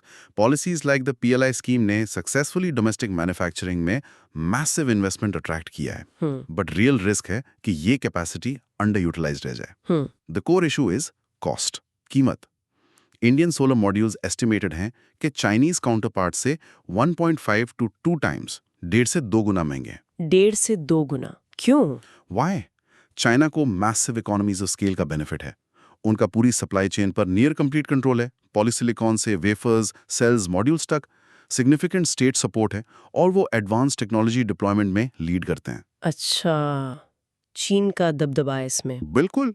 Without a protected domestic market जैसे डीसीआर के थ्रू, जिसकी डब्ल्यूटीओ के तहत लिमिटेशंस हैं, और significant new export avenues, Indian manufacturers सिर्फ प्राइस पर compete करने में स्ट्रगल करते हैं। So why is the editorial's suggestion to focus on Africa so important? तो अफ्रीका पर फोकस करने का सुझाव इतना महत्वपूर्ण क्यों है? What makes this a strategic, geopolitical and economic pivot? The Africa focus is strategically brilliant for several reasons. Africa पर ध्यान देना कई कारणों से रणनीतिक रूप से बहुत अच्छा है। 1. Countering Chinese dominance.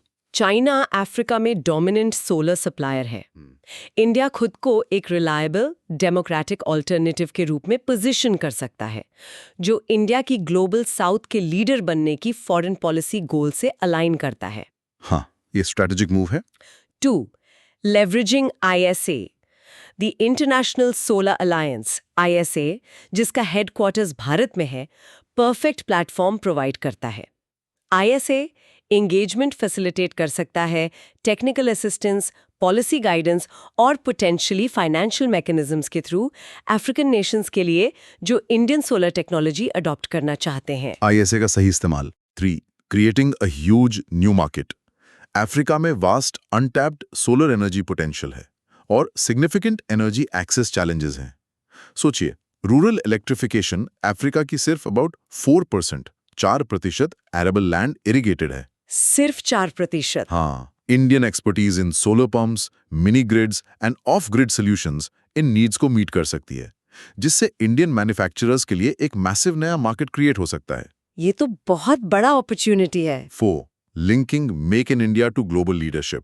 ये स्ट्रैटेजी मेक इन इंडिया और आत्मनिर्भर भारत को इंपोर्ट सब्स्टिट्यूशन से आगे ले जाती है। ये इंडियन मैन्युफैक्चरिंग को ग्लोबली कॉम्पिटिटिव बनने के लिए फोर्स करती है, क्वालिटी, कॉस्ट और टेक्नोलॉजी में। अफ्रीका में सक्सेस इंडिया के रोल को global green energy supply chain में की प्लेयर के रूप में सीमेंट कर सकती है। What could be the implications if India successfully pursues this Africa strategy?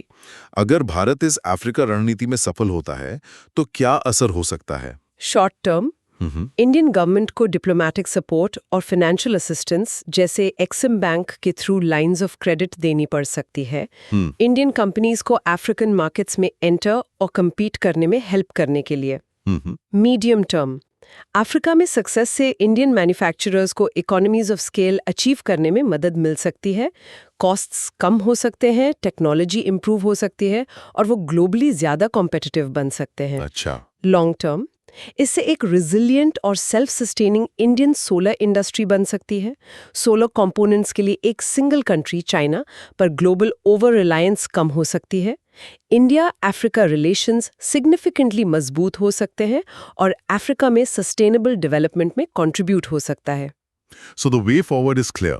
Look outwards. बाहर देखना होगा। Yes, while domestic demand is crucial, सिर्फ उस पर रिलाई करना शायद मैसिव मैन्युफैक्चरिंग कैपेसिटी को सस्टेन करने के लिए इनफ ना हो। नए एक्सपोर्ट मार्केट्स ढूंढना एसेंशियल है। अफ्रीका पर स्ट्रेटेजिक फोकस ISA प्लेटफॉर्म को लेवरेज करते हुए एक क्रिटिकल और टाइमली पिवट लगता है। इसके लिए डिप्लोमेसी, इनोवेटिव फाइनेंशियल मैकेनिज्म्स और अफ्रीकन नीड्स के हिसाब से customised affordable solar solutions develop करने का कंसर्टेड एफर्ट चाहिए। Right. Relevant crosslinks here include the Asia-Africa Growth Corridor (AAGC) initiative, though its progress has been slow, and the Production-Linked Incentive (PLI) scheme itself, which created the capacity that now needs markets. Got it. 3. International relations, अंतर्राष्ट्रीय संबंध. 3.1. Commerce Minister's visit to Germany to bolster strategic partnership. वाणिज्य मंत्री की Germany यात्रा रणनीतिक साझेदारी को मजबूत करने के लिए। Moving on to international relations, अंतर्राष्ट्रीय संबंधों पर आते हैं। India's commerce minister is in Germany. Bharat के वाणिज्य मंत्री जर्मनी में है। What's the significance of this visit? इस यात्रा का क्या महत्व है? Yes, the Union Minister of Commerce and Industry, Shri Piyush Goyal, Berlin Germany की ऑफिशियल विजिट पर हैं। This visit is particularly significant because it marks the 25th anniversary 25वीं वर्षगांठ of the India-Germany Strategic Partnership, भारत-जर्मनी रणनीतिक साझेदारी। अच्छा, 25 years हो गए। हाँ, ये साझेदारी 2000 में स्थापित हुई थी। द मिनिस्टर्स एजेंडा में high level bilateral meetings, influential Berlin global dialogue (BGD) में पार्टिसिपेशन और जर्मन इंडस्ट्री लीडर्स के साथ एंगेजमेंट्स शामिल हैं। एम है इकोनॉमिक और स्ट्रेटेजिक टाइज को और गहरा करना। लेट्स रिमेंबर दैट माइलस्टोन, 25वीं वर्षगांठ इन 2025। Can you provide some background and explain key concepts like strategic partnership, BGD, and this term middle stand? थोड़ा background और ये concept समझाइए। सर्टेनली। बैकग्राउंड में broader India Germany bilateral relationship है, जो Europe में India के लिए सबसे इंपॉर्टेंट में से एक है, और साथ ही इंडिया EU रिलेशंस का कॉन्टेक्स्ट भी। इकोनॉमिक डिप्लोमेसी की ड्राइवर है, focusing on trade agreements, investment promotion और रेजिलिएंट सप्लाई चेन्स बनाना। की कॉन्सेप्ट्स: स्ट्रेटेजिक पार्टनरशिप, रणनीतिक साझेदारी, 2000 में स्थापित, ये political, economic, security, cultural etcetera wide range of areas में कोऑपरेट करने के लिए एक फॉर्मल लॉन्ग टर्म कमिटमेंट है। Okay.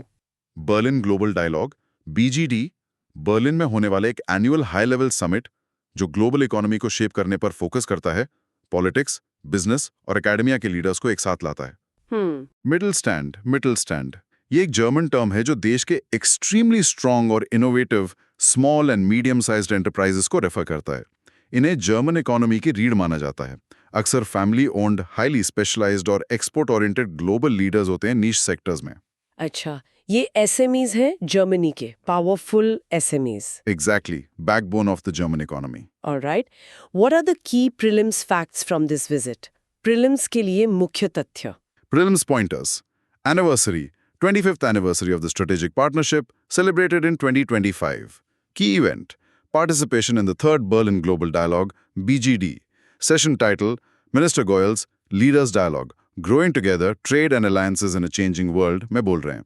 Key industry engagement, meetings with leaders from companies like Mercedes-Benz Group AG and, importantly, representatives of the Mittelstand. For mains analysis, Germany is an EU powerhouse. Germany EU की बड़ी ताकत है। Beyond just deepening economic ties, what's the deeper strategic alignment here, especially in the current changing world? आर्थिक संबंधों से परे रणनीतिक रूप से क्या अलाइनमेंट है? That's the core of the visit's significance for mains. 1. Deepening economic ties with a key EU power. Germany EU में इंडिया का लार्जेस्ट ट्रेडिंग पार्टनर है। विजिट का एम है नए कोलैबोरेशन अपॉर्चुनिटीज एक्सप्लोर करना हाई वैल्यू एरियाज में, जैसे advance manufacturing, green technologies, innovation और sustainability. 2. Strategic alignment in a changing world. BGD session का थीम ही इसे हाईलाइट करता है। Current geopolitical climate, US China rivalry, supply chain disruptions, Ukraine war, इसमें इंडिया और जर्मनी दोनों अपने इकोनॉमिक पार्टनरशिप्स डाइवर्सिफाई करना चाहते हैं और लाइक माइंडेड डेमोक्रेटिक नेशंस के साथ अलायंसेस बनाना चाहते हैं। हाँ, ये तो चल ही रहा है। इंडिया खुद को एक स्टेबल, रिलायबल, डेमोक्रेटिक ऑल्टरनेटिव के रूप में पोजीशन करता है इन्वेस्टमेंट और ट्रेड के लिए, जो जर्मनी की डी-रिस्किंग स्ट्रैटेजी चाइना से रेजोनेट करता है। Could this visit also act as a catalyst for the stalled India-EU Free Trade Agreement, FTA? क्या ये यात्रा भारत यूरोपीय संघ FTA को गति दे सकती है? Absolutely. That's a crucial potential outcome. ये एक महत्वपूर्ण संभावित परिणाम है। जर्मनी का सपोर्ट EU के भीतर FTA के लिए कंसेंसस बनाने के लिए वाइटल है। जर्मन पॉलिसी मेकर्स और इन्फ्लुएंशियल इंडस्ट्री लीडर्स से डायरेक्टली एंगेज करके मिनिस्टर गोयल कंसर्न्स एड्रेस कर सकते हैं, म्यूचुअल बेनिफिट्स हाईलाइट कर सकते हैं और potentially India EU FTA negotiations को एक्सपेडाइट करने के लिए पॉजिटिव मोमेंटम बिल्ड कर सकते हैं। And why is engaging specifically with the middle stand so important? ये middle stand के साथ जुड़ना इतना जरूरी क्यों है? Focusing on the middle stand is strategically very smart. ये German SMEs technological power houses हैं और कई नीश इंजीनियरिंग और मैन्युफैक्चरिंग सेक्टर्स में ग्लोबल लीडर्स हैं। अच्छा। However, वो ट्रेडिशनली इंडिया जैसे कॉम्प्लेक्स मार्केट्स में इन्वेस्ट करने में थोड़े कॉशियस रहे हैं। मिडिल स्टैंड को सक्सेसफुली वू करने से इंडिया में high quality technology intensive investment की एक सिग्निफिकेंट न्यू वेव अनलॉक हो सकती है, जो मेक इन इंडिया इनिशिएटिव और इंडिया की इंडस्ट्रियल कैपेबिलिटीज को अपग्रेड करने के लिए इनवैल्यूएबल होगी। What are the likely implications of a successful visit? सफल यात्रा के क्या परिणाम हो सकते हैं? शॉर्ट टर्म बायलैटरल ट्रेड और इन्वेस्टमेंट टॉक्स में फ्रेश मोमेंटम आ सकता है, पॉसिबली कुछ न्यू इन्वेस्टमेंट अनाउंसमेंट्स हो सकती हैं। ओके। मीडियम टर्म हम कोऑपरेशन के लिए नए इंस्टीट्यूशनल मैकेनिज्म्स देख सकते हैं, areas like green hydrogen, digital transformation, skill development और R&D में। लॉन्ग टर्म एक स्ट्रॉन्गर इंडिया जर्मनी पार्टनरशिप का मतलब है एक स्ट्रॉन्गर इंडिया यूरो रिलेशनशिप जो रूल्स बेस्ड ऑर्डर को बोल्स्टर करता है, पर्टिकुलरली इंडो पैसिफिक रीजन में जहां जर्मनी भी अपना स्ट्रेटेजिक फोकस बढ़ा रहा है। सो द वे फॉरवर्ड, आगे का रास्ता? The aim should be to elevate the relationship beyond just trade to a genuine technology and innovation alliance. सिर्फ व्यापार से आगे बढ़कर टेक्नोलॉजी और इनोवेशन अलायंस बनाना होगा। इंडिया को ease of doing business improve करना जारी रखना होगा, मिडिल स्टैंड इन्वेस्टमेंट्स अट्रैक्ट करने के लिए।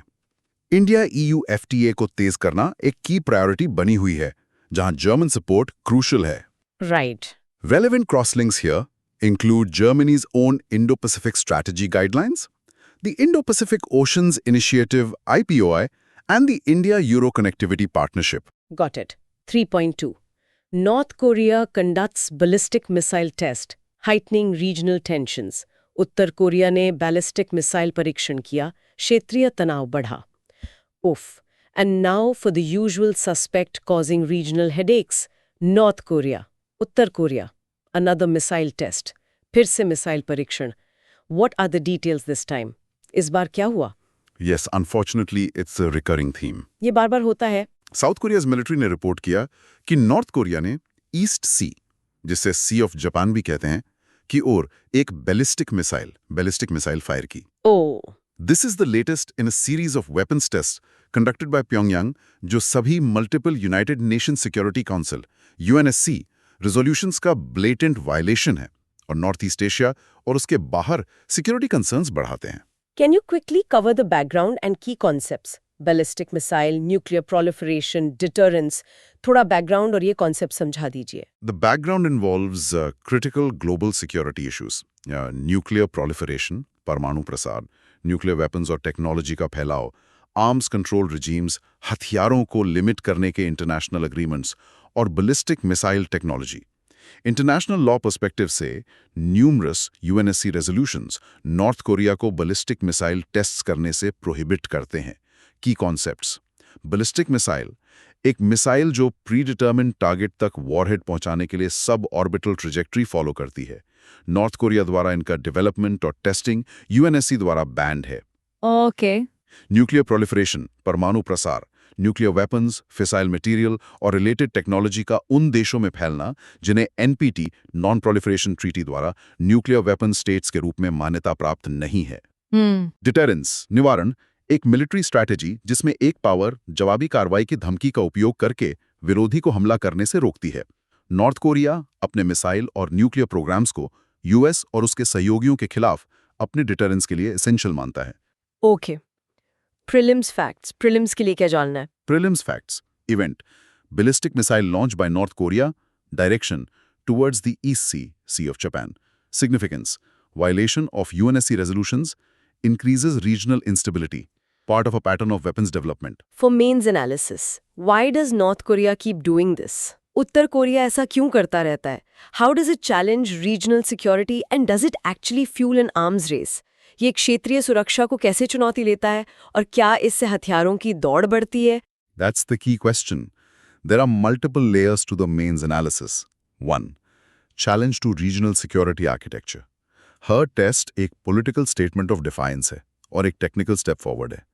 नॉर्थ कोरिया का प्राइमरी गोल है यूनाइटेड स्टेट्स और उसके रीजनल एलाइज साउथ कोरिया और जापान से परसीव्ड थ्रेट्स के खिलाफ एक क्रेडिबल डिटरेंट, विश्वसनीय निवारक कैपेबिलिटी डेवलप करना। अपनी ताकत दिखाना। हाँ, These tests capability demonstrate करते हैं और potentially प्योंगयांग को regional geopolitics में coercive leverage देते हैं। 2. Fueling a regional arms race. North Korea का actions inevitably उसके पड़ोसियों से reactions provoke करते हैं। साउथ कोरिया और जापान अपना डिफेंस स्पेंडिंग बढ़ाकर ज्यादा एडवांस्ड वेपनरी जैसे मिसाइल डिफेंस सिस्टम्स और ऑफेंसिव कैपेबिलिटीज खरीदकर और US के साथ अपनी अलायंस मजबूत करके रिस्पॉन्ड करते हैं। हाँ, जवाब तो देना ही पड़ेगा उन्हें। इससे एक क्लासिक सिक्योरिटी डिलेमा, सुरक्षा दुविधा पैदा होता है। एक स्टेट के डिफेंसिव मेजर्स दूसरे को थ्रेटनिंग लगते हैं, जिससे मिलिट्री बिल्डअप और हाइटेंड टेंशंस का स्पाइरल शुरू हो जाता है। What's the impact on the global non-proliferation regime? वैश्विक अप्रसार व्यवस्था पर क्या असर पड़ता है? And what is India's stance on this? Bharat का क्या रुख है? The impact is deeply concerning. 3.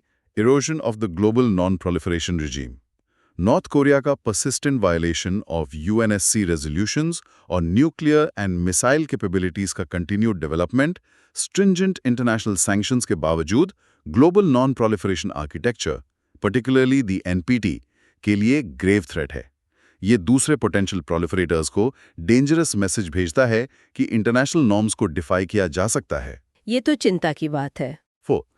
India's stance. India ने कंसिस्टेंटली कोरियन पेनिनसुला के complete, verifiable and irreversible denuclearisation (CVID) के गोल को सपोर्ट किया है।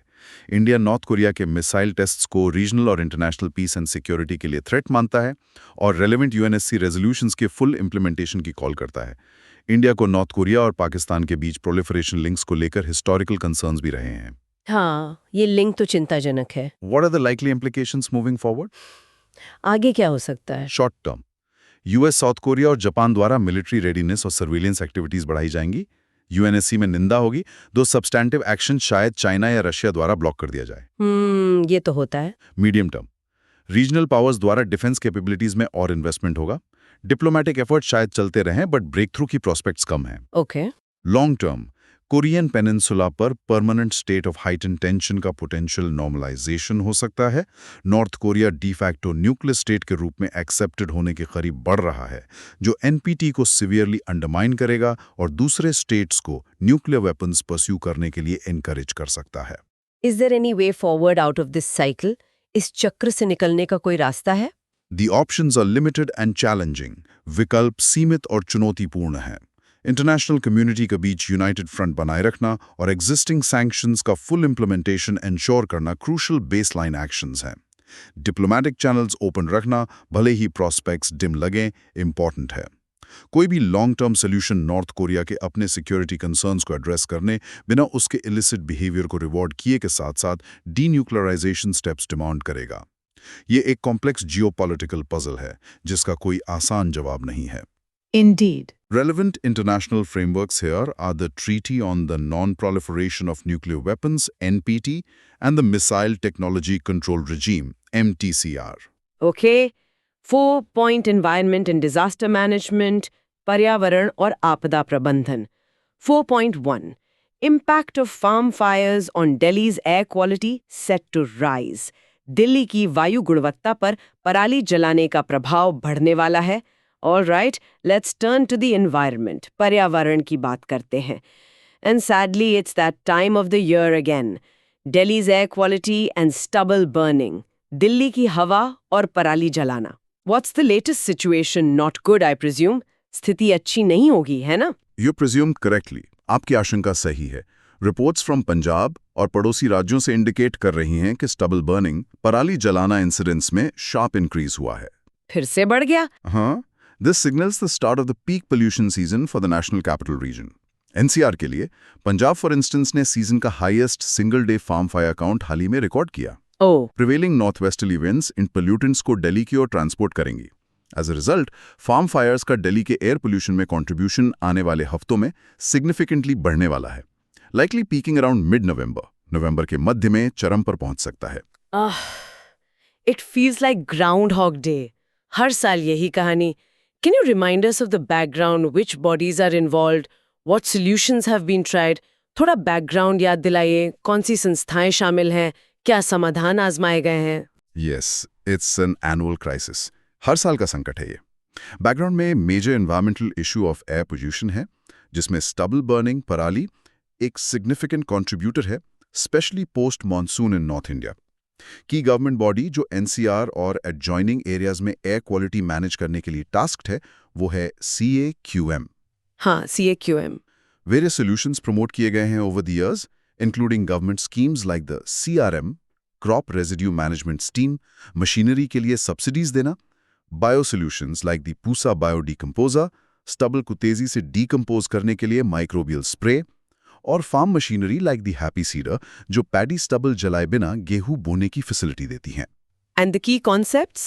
Stubble burning, PM 2.5, and this in situ versus ex situ management. ये सब क्या है? की कॉन्सेप्ट्स: स्टबल बर्निंग, पराली जलाना। पैडी चावल जैसी फसल काटने के बाद बचे हुए पुआल के ठूंठ स्टबल में आग लगाने की practice. PM 2.5, particulate matter 2.5, fine inhalable particulate matter जिनका डायमीटर जनरली 2.5 माइक्रोमीटर्स या उससे कम होता है। ये ह्यूमन हेल्थ के लिए एक्सट्रीमली हार्मफुल हैं और स्टबल बर्निंग इस सीजन में नॉर्थ इंडिया में इनका मेजर सोर्स है। हाँ, PM 2.5 बहुत खतरनाक है। In situ versus ex situ management. In situ का मतलब है क्रॉप रेजिड्यू को खेत के अंदर ही मैनेज करना, ईजी मशीनरी से मिट्टी में मिलाना। एक्स सीटू का मतलब है रेजिड्यू को खेत से हटा के कहीं और यूज करना, ईजी बायोमास पावर प्लांट्स में फ्यूल के रूप में, कार्डबोर्ड बनाने के लिए या बायो CNG प्रोड्यूस करने के लिए। ओके, खेत में या खेत के बाहर। Got it. Okay, let's get to the data for prelims. Prelims के लिए आंकड़े। When is the peak expected? Peak कब आएगा? What are the recent incident numbers? हाल के आंकड़े क्या हैं? And how much could farm fires contribute to Delhi's pollution? Delhi के प्रदूषण में कितना योगदान हो सकता है पराली का? Prelims data points. Peak season expected around the second week of November के दूसरे हफ्ते के आसपास। Recent data: on October 22 Punjab ने 69 फार्म फायर्स रिपोर्ट की, सीजन का highest single day count so far. Cumulative data: सितंबर 15 अक्टूबर 22 टोटल 1919 इंसिडेंट्स रिकॉर्ड किए गए की कंट्रीब्यूटिंग स्टेट्स में। 1919। हाँ, स्टेट वाइज ब्रेकअप: सितंबर 15 October 22 Uttar Pradesh actually led with 704 incidents, followed by Punjab 484 and Madhya Pradesh 378।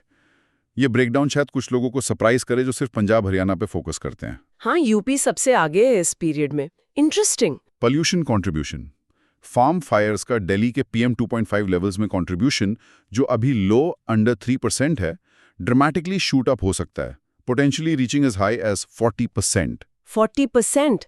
40%? That's massive. So, for mains analysis, why is this such a persistent policy failure? ये इतनी लगातार नीतिगत विफलता क्यों है? We have technology, subsidies, bans. Why do these efforts seem insufficient year after year? हमारे पास तकनीक है, सब्सिडी है, बैन है, फिर भी ये प्रयास हर साल नाकाफी क्यों लगते हैं? Exactly. The reoccurrence of this crisis points towards a persistent policy failure. ये शासन और कार्यान्वयन में कमी दिखाता है। Government efforts, CRM subsidies, fines, promoting alternatives, वो large scale behavioral shift achieve नहीं कर पाए हैं जो needed है। क्यों? Why? Because वो अक्सर underlying socio-economic drivers को adequately address करने में fail रहते हैं। मतलब जो सामाजिक आर्थिक कारण हैं, उन पर ध्यान नहीं जाता। What are these underlying socio-economic drivers? ये कारण क्या है? Is it just ignorance or defiance by farmers? क्या किसान जानबूझकर या अनजाने में ऐसा करते हैं? It's really just ignorance or defiance. ये अक्सर socio-economic compulsions, मजबूरी से driven होता है। मेन ड्राइवर है extremely short time window, typically just 15 to 20 days, paddy धान की कटाई और अगली फसल गेहूं की बुआई के बीच। बस 15-20 दिन। For many farmers, especially small and marginal ones, stubble जलाना क्विकेस्ट, चीपेस्ट और सीमिंगली मोस्ट प्रैक्टिकल तरीका है खेत को टाइम पर क्लियर करने का। मजबूरी है मतलब। हाँ, CRM मशीनरी सब्सिडीज के साथ भी ओन करने या रेंट पर लेने में महंगी हो सकती है और ऑपरेशनल चैलेंजेस या कॉस्ट हो सकते हैं। So technological fixes like the happy seeder or the Pusa biodecomposer aren't the silver bullet. तो ये मशीनें या बायोडीकम्पोजर रामबाण नहीं है। दे आर वायबल टेक्नोलॉजीज और उनका अडॉप्शन बढ़ रहा है, बट इट्स स्टिल लिमिटेड। ये दिखाता है कि प्रॉब्लम सिर्फ टेक्नोलॉजी से सॉल्व नहीं हो सकती। हमें एक होलिस्टिक स्ट्रैटेजी चाहिए जो रूट कॉज को एड्रेस करे। रीजन का dominant agricultural economic cycle, paddy wheat rotation. हाँ, असल जड़ तो ये फसल चक्र है। The long-term solution, widely advocated, is crop diversification, फसल विविधीकरण। किसानों को वाटर इंटेंसिव पैडी से हटकर दूसरी फसलों जैसे मेज, पल्सेस ऑयल सीड्स या वेजिटेबल्स की तरफ एनकरेज करना। लेकिन इसके लिए क्या चाहिए? But this requires strong policy support. Remunerative prices, like MSP, ensure करना, robust procurement infrastructure, और इन alternative crops के लिए market linkages. Viable alternatives के बिना किसान साइकिल में फंसे रहते हैं। The analysis often calls this a wicked problem of governance. ये wicked problem क्या होता है? और wicked problem वो होता है जिसके multiple interconnected causes हों, conflicting stakeholder interests हों, और कोई इजी या सिंगल सोल्यूशन ना हो। स्टबल बर्निंग इस पर परफेक्टली फिट बैठता है। इसमें शामिल हैं agriculture, cropping patterns, farmer incomes, water usages, economy, costs of alternatives, lack of markets for straw, environment, air quality, soil health, green house gas emissions, technology, availability and affordability of CRM machinery, biodecomposers, federal governance, centre और multiple states, Punjab, Haryana, UP, Delhi, Rajasthan के बीच coordination जो अक्सर challenging होता है। हाँ, बहुत सारे फैक्टर्स हैं। द CAQM को प्रिसाइसली इसी कॉम्प्लेक्सिटी से टैकल करने के लिए बनाया गया था, बट उसकी इफेक्टिवनेस पर डिबेट जारी है। What are the implications of this annual crisis? इस सालाना संकट के परिणाम क्या हैं?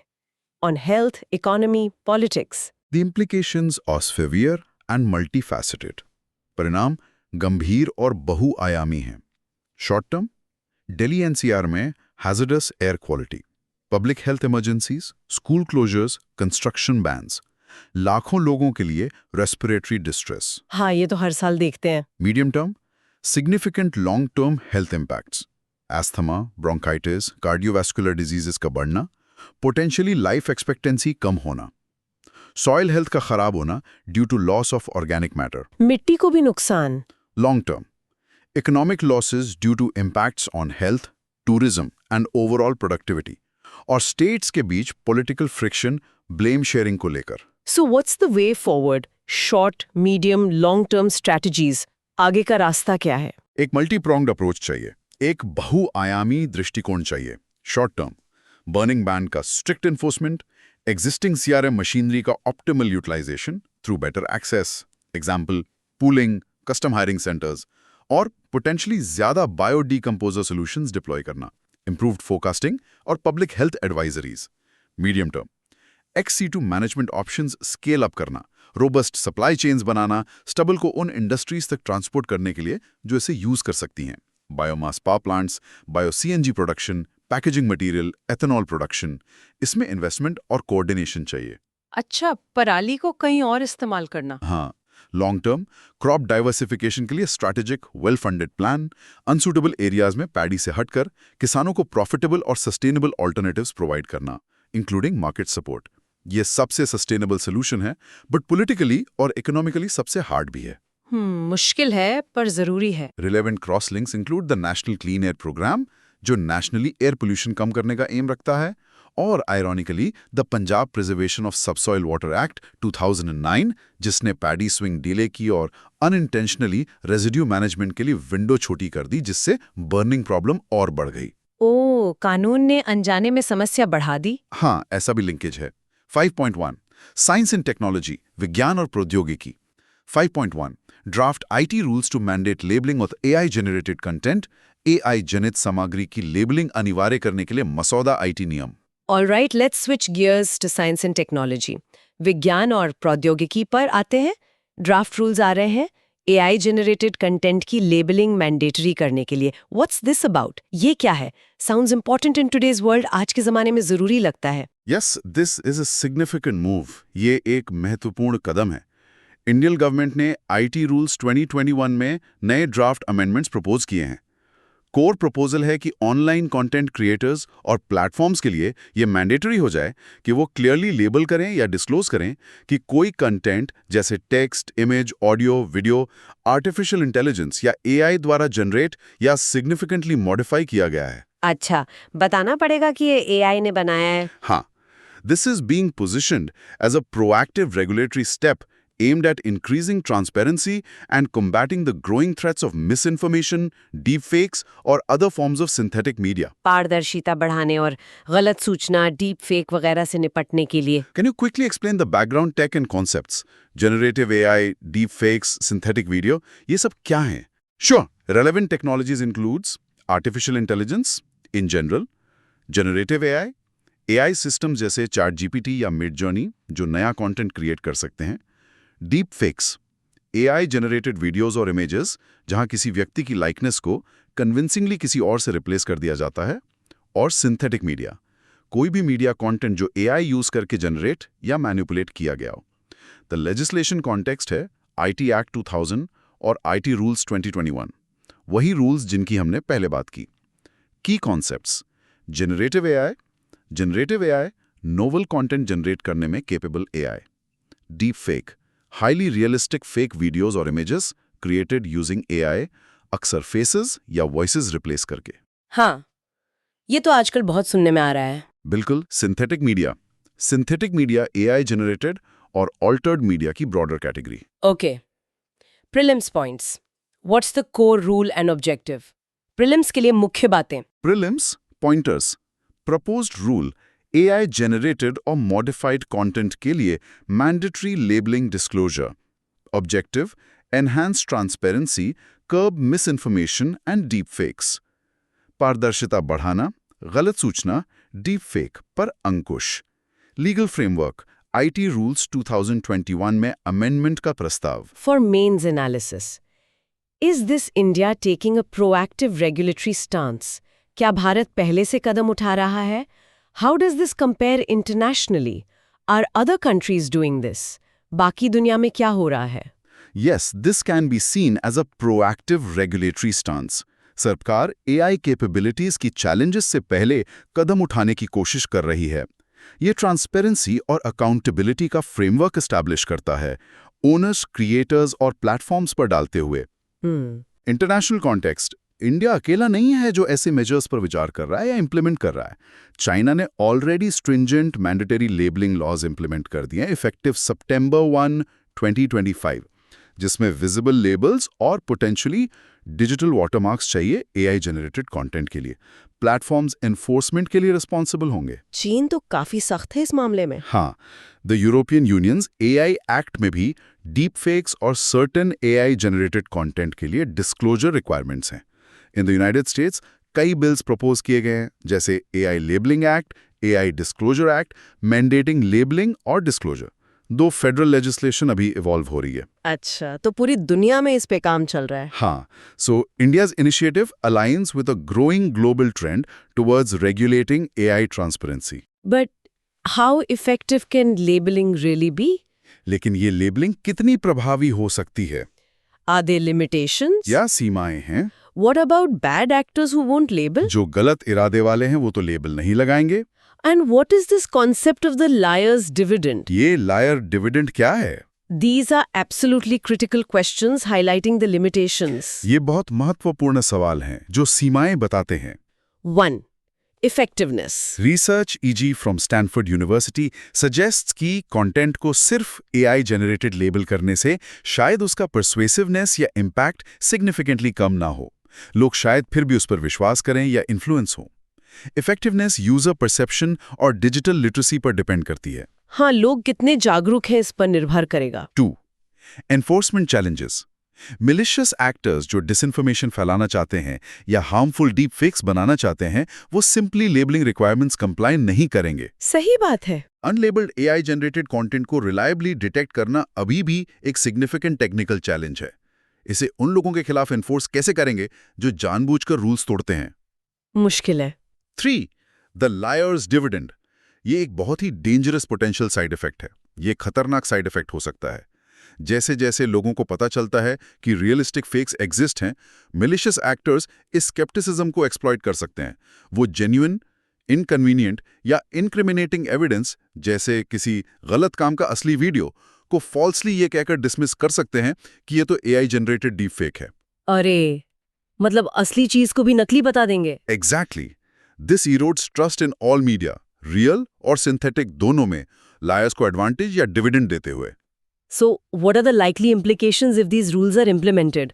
अगर ये नियम लागू होते हैं तो क्या असर हो सकता है? शॉर्ट टर्म, प्लेटफॉर्म्स और कंटेंट क्रिएटर्स को लेबलिंग मैकेनिज्म्स और पॉलिसीज डेवलप और इम्प्लीमेंट करनी होंगी। यूजर्स एआई कंटेंट की प्रेवलेंस के बारे में ज्यादा अवेयर हो सकते हैं। मीडियम टर्म, हम रेगुलेटर्स और धोखेबाजों के बीच कैट एंड माउस गेम देख सकते हैं। रेगुलेटर इन्फोर्स करने की कोशिश करेंगे, धोखेबाज बचने के तरीके ढूंढेंगे। चूहे बिल्ली का खेल। हाँ, लॉन्ग टर्म लेबलिंग की सक्सेस एक ब्रॉडर अप्रोच में इंटीग्रेट करने पर डिपेंड करेगी। Labelling alone is insufficient. इससे robust media and digital literacy programmes for citizens, better AI detection tools की डेवलपमेंट और हार्मफुल सिंथेटिक मीडिया के मिलिशियस क्रिएशन और डिस्ट्रीब्यूशन के लिए क्लियर लीगल पेनल्टीज के साथ कॉम्प्लीमेंट करने की जरूरत है। What's the way forward then?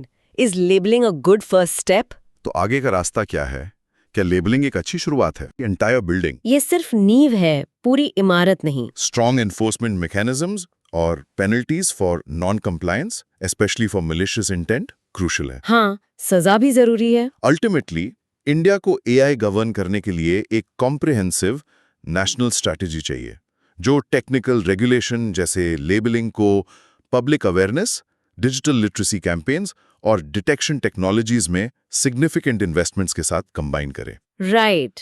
Relevant international efforts to watch include the ongoing implementation of the EU AI Act and discussions within frameworks like the G7 Hiroshima AI process, जो transparency और responsible AI development पर भी जोर देते हैं। Okay. Sixth, internal security, आंतरिक सुरक्षा। आज इंटरनल सिक्योरिटी सेक्शन से रिलेटेड कोई मेजर न्यूज़ अपडेट नहीं है जिस पर हमें विस्तार से चर्चा करने की जरूरत महसूस हो, so we can move on. Okay, ठीक है। 7. सोशल इश्यूज एंड वेलफेयर, सामाजिक मुद्दे और कल्याण। 7.1 centres star faculty scheme to counter brain drain, brain drain रोकने के लिए केंद्र की स्टार फैकल्टी योजना। Okay, let's move to social issues, सामाजिक मुद्दों पर आते हैं। The government is planning a star faculty scheme to tackle brain drain. सरकार ब्रेन ड्रेन से निपटने के लिए स्टार फैकल्टी योजना ला रही है। Tell us more about this, इसके बारे में और बताइए। Yes, the central government reportedly एक नई स्कीम फॉर्मुलेट कर रही है high achieving Indian origin academics और रिसर्चर्स, जिन्हें स्टार फैकल्टी कहा जा रहा है, को अट्रैक्ट करने के लिए, जो करंटली विदेश में काम कर रहे हैं, प्राइमरीली टॉप ग्लोबल यूनिवर्सिटीज और रिसर्च लैब्स में। अच्छा, विदेश में काम कर रहे भारतीयों को लाने के लिए। हाँ, मेन ऑब्जेक्टिव है ब्रेन ड्रेन, प्रतिभा पलायन को रिवर्स करना, स्किल्ड प्रोफेशनल्स का इमिग्रेशन रोकना और ब्रेन गेन, प्रतिभा आकर्षण फॉस्टर करना। Brain drain to brain gain. Exactly. Plan involves इन्हें इंडिया के प्रीमियर इंस्टीट्यूशंस जैसे IITs और IISc में फैकल्टी पोजीशंस ऑफर करना, coupled with significant research support, including substantial setup grants, उनके labs इंडिया में establish करने के लिए। लैब सेटअप करने के लिए ग्रांट्स। वाओ। हाँ, टाइमिंग भी पार्टली यूएस जैसी कंट्रीज में टाइटनिंग इमिग्रेशन और हायर एजुकेशन पॉलिसीज से इन्फ्लुएंस्ड मानी जा रही है, जिससे एक potential window of opportunity create हो रही है। Interesting. What's the background here, and can you clarify brain drain, brain gain, and perhaps the existing Viajara scheme? Background और ये term समझाइए। Viajara scheme क्या है? जो बैकग्राउंड सोशल इशू है वो ऑफकोर्स ब्रेन ड्रेन, एक लॉन्ग स्टैंडिंग कंसर्न इंडिया के लिए, टॉप टैलेंट विदेश खोने का। Government policy context, HRD schemes और ओवरऑल हायर एजुकेशन पॉलिसी से रिलेटेड हैं, जिनका एम रिसर्च और इनोवेशन इकोसिस्टम्स इंप्रूव करना है। की कॉन्सेप्ट्स ब्रेन ड्रेन, स्किल्ड और एजुकेटेड इंडिविजुअल्स का अपने होम कंट्री से दूसरे देश एमिग्रेशन, जिसे वैल्यूएबल ह्यूमन कैपिटल का लॉस माना जाता है। Brain gain, opposite phenomena, skilled professionals को होम कंट्री वापस अट्रैक्ट करना या फॉरेन टैलेंट अट्रैक्ट करना। ये स्टार फैकल्टी स्कीम एक्सप्लिसिट एक ब्रेन गेन इनिशिएटिव है।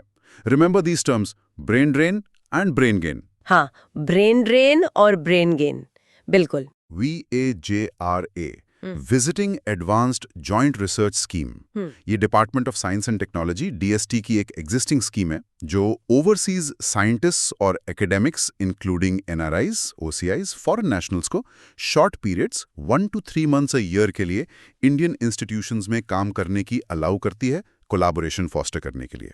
अच्छा, ये शॉर्ट टर्म के लिए। हाँ, VJARA is more for short term visits. Okay. Prelims facts. What's the scheme's proposed name, target group, objective, key features, and that US angle? Prelims के लिए मुख्य बातें। Key prelims pointers. Scheme name proposed, reportedly being called the Star Faculty Scheme, likely a working title. Star Faculty Yojana. Target group: high-achieving Indian origin academics and researchers currently employed abroad. Objective: reverse brain drain, attract top talent back to India, strengthen India's R&D ecosystem. Key features: faculty positions in premier institutions, IITs, IISc, potentially others. Significant setup grants for establishing labs. Focus likely on 12 to 14 priority STEM, science, technology, engineering, mathematics fields. Stem पर focus, ठीक है। External driver: potential opportunity arising from changing immigration funding environment for academics in the US, e.g., under a potential Trump administration. US की नीतियों में बदलाव से मौका. For mains analysis, this sounds ambitious. ये सुनने में तो अच्छा लगता है. But can it really address the deep-rooted structural deficiencies in Indian academia that often cause brain drain in the first place? लेकिन क्या ये भारतीय शिक्षा जगत की उन गहरी संरचनात्मक कमियों को दूर कर सकता है जिनकी वजह से ब्रेन ड्रेन होता है? Issues like pay scales, bureaucracy, funding. वेतन, नौकरशाही, फंडिंग जैसी समस्याएं. That's the million-dollar question and crucial for mains analysis. ये सबसे बड़ा सवाल है. स्कीम की सक्सेस इस पर हिंज करेगी कि क्या ये in long standing structural deficiencies को इफेक्टिवली टैकल कर सकती है. 1. नॉन कंपैरेटिव पे स्केल्स. Massive disparity. इंडिया में फुल प्रोफेसर शायद $38,000 एनुअली कमाएं, जबकि यूएस में काउंटरपार्ट 130,000, 200,000 या ज्यादा कमा सकते हैं. बहुत बड़ा अंतर है. हाँ. While the scheme might not match US salaries, इसे significantly attractive financial package offer करना होगा, combined with generous research grants to be competitive. सही बात है. 2. Bureaucratic red tape, नौकरशाही, लाल फीताशाही.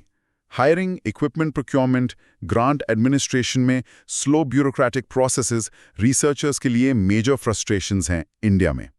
Scheme का reported promise of a red carpet ecosystem और greater research autonomy इसी critical bottleneck को directly acknowledge और address करने की attempt है. रेड कार्पेट इकोसिस्टम मतलब लाल फीताशाही कम होगी?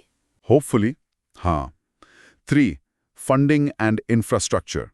Inconsistent research funding और state-of-the-art infrastructure तक access की कमी दूसरे major deterrents हैं.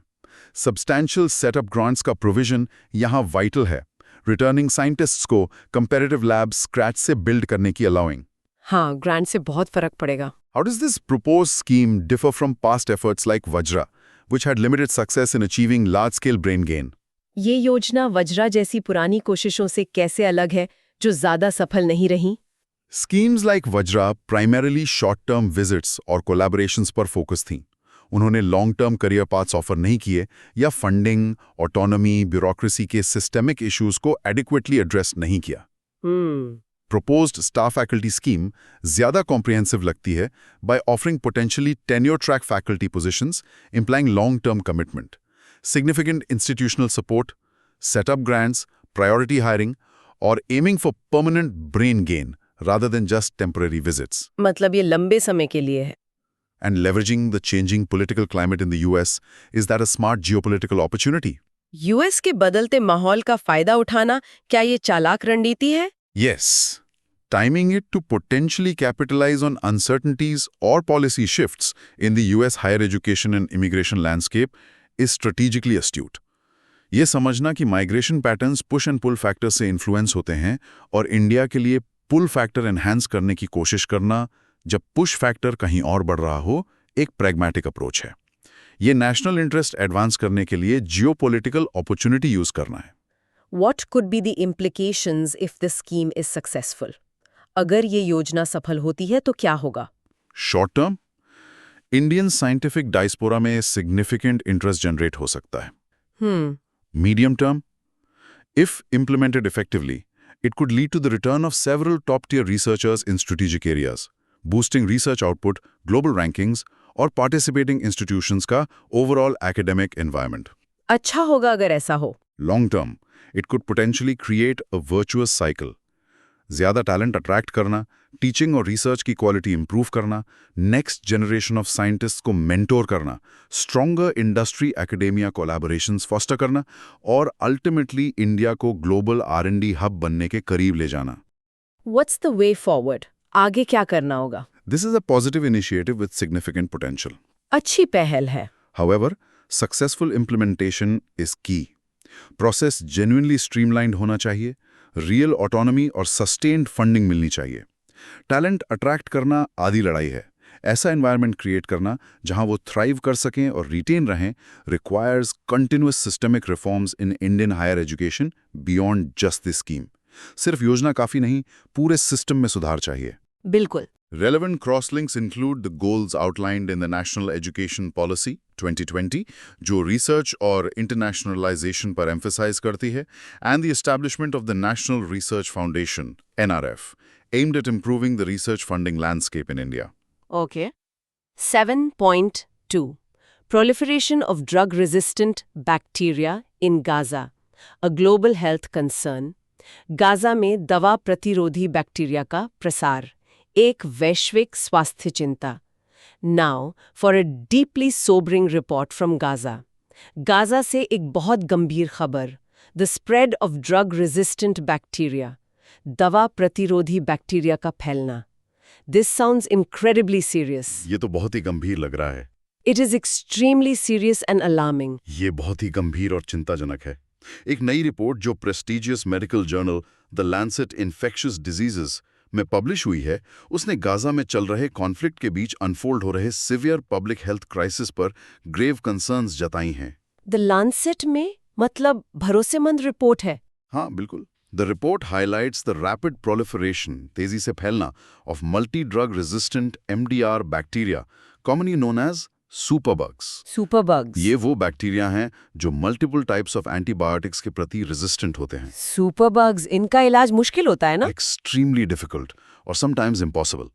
की ड्राइवर्स हैं हेल्थ केयर सिस्टम का कोलैप्स, स्केर्स एंटीबायोटिक्स का ओवरयूज और मिसयूज, और कॉन्फ्लिक्ट के कारण ओवरक्राउडेड शेल्टर्स में horrific unsanitary conditions. Oh god. The report starkly warns कि ये सिर्फ लोकल ट्रेजेडी नहीं है, but poses a significant threat to global health security. वैश्विक स्वास्थ्य सुरक्षा, ये पूरी दुनिया के लिए खतरा है। Oh my god. Can you explain the background concepts AMR, MDR and the One Health approach? ये सब क्या है? Yes, this relates to the critical global health issue of antimicrobial resistance AMR. AMR तब होता है जब माइक्रोब्स जैसे bacteria, viruses, fungi उन ड्रग्स को विथस्टैंड करने के मैकेनिज्म्स इवॉल्व कर लेते हैं जो उन्हें मारने के लिए डिजाइन किए गए हैं। दवाएं बेअसर हो जाती हैं? एग्जैक्टली। बैक्टीरिया जो मल्टीपल एंटीबायोटिक्स के रेजिस्टेंट हो जाते हैं उन्हें मल्टी ड्रग रेजिस्टेंट MDR कहते हैं। इन्हें अक्सर सुपरबग्स कहा जाता है बिकॉज ये इन्फेक्शंस का इलाज एक्सट्रीमली डिफिकल्ट और समटाइम्स इम्पॉसिबल बना देते हैं। ये ग्लोबली एक मेजर पब्लिक हेल्थ इमरजेंसी मानी जाती है। हाँ, AMR तो बहुत बड़ा खतरा है।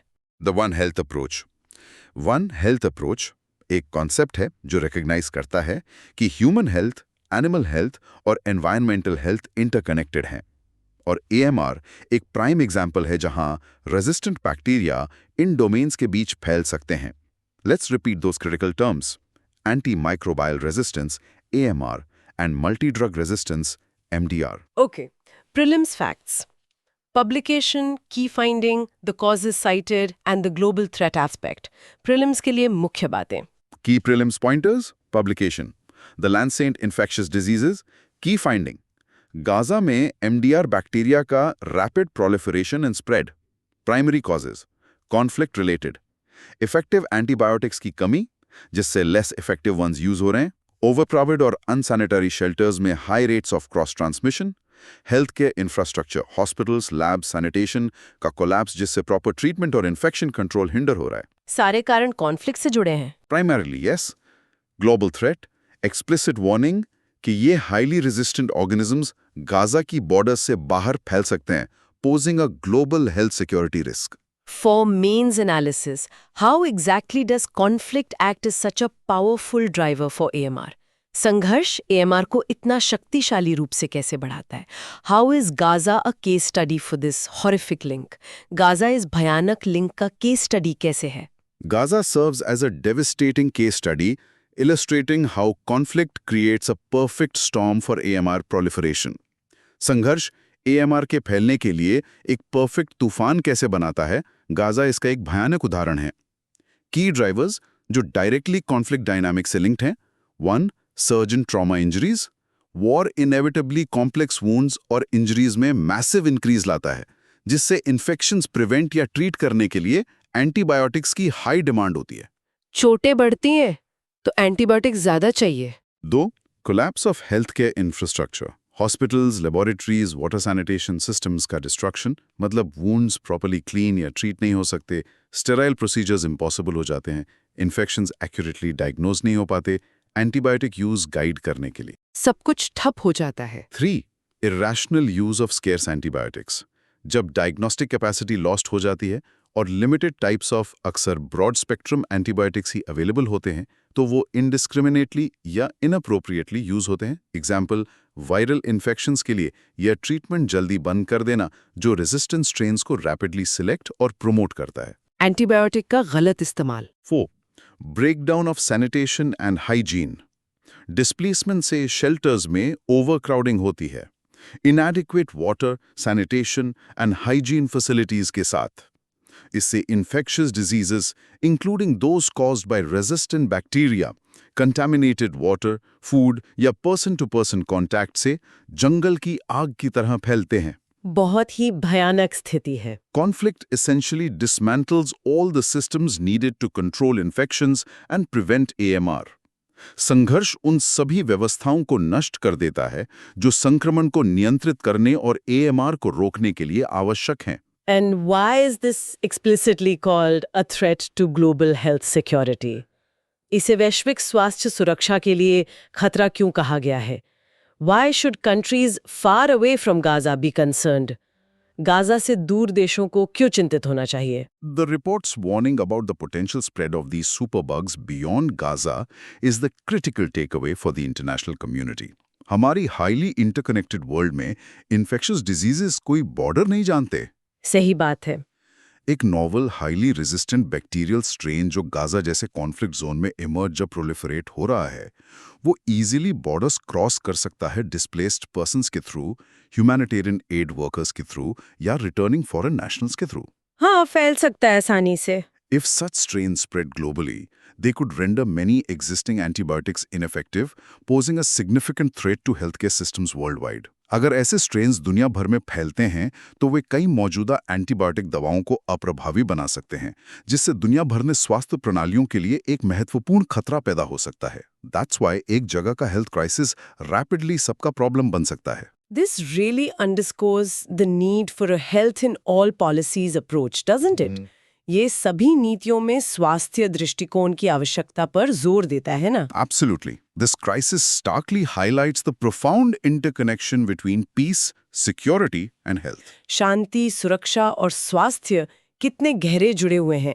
पब्लिक हेल्थ को आइसोलेशन में एड्रेस नहीं किया जा And सकता। stable environment with functioning infrastructure, water, sanitation, healthcare, infectious diseases control करने और AMR combat करने के लिए prerequisite है।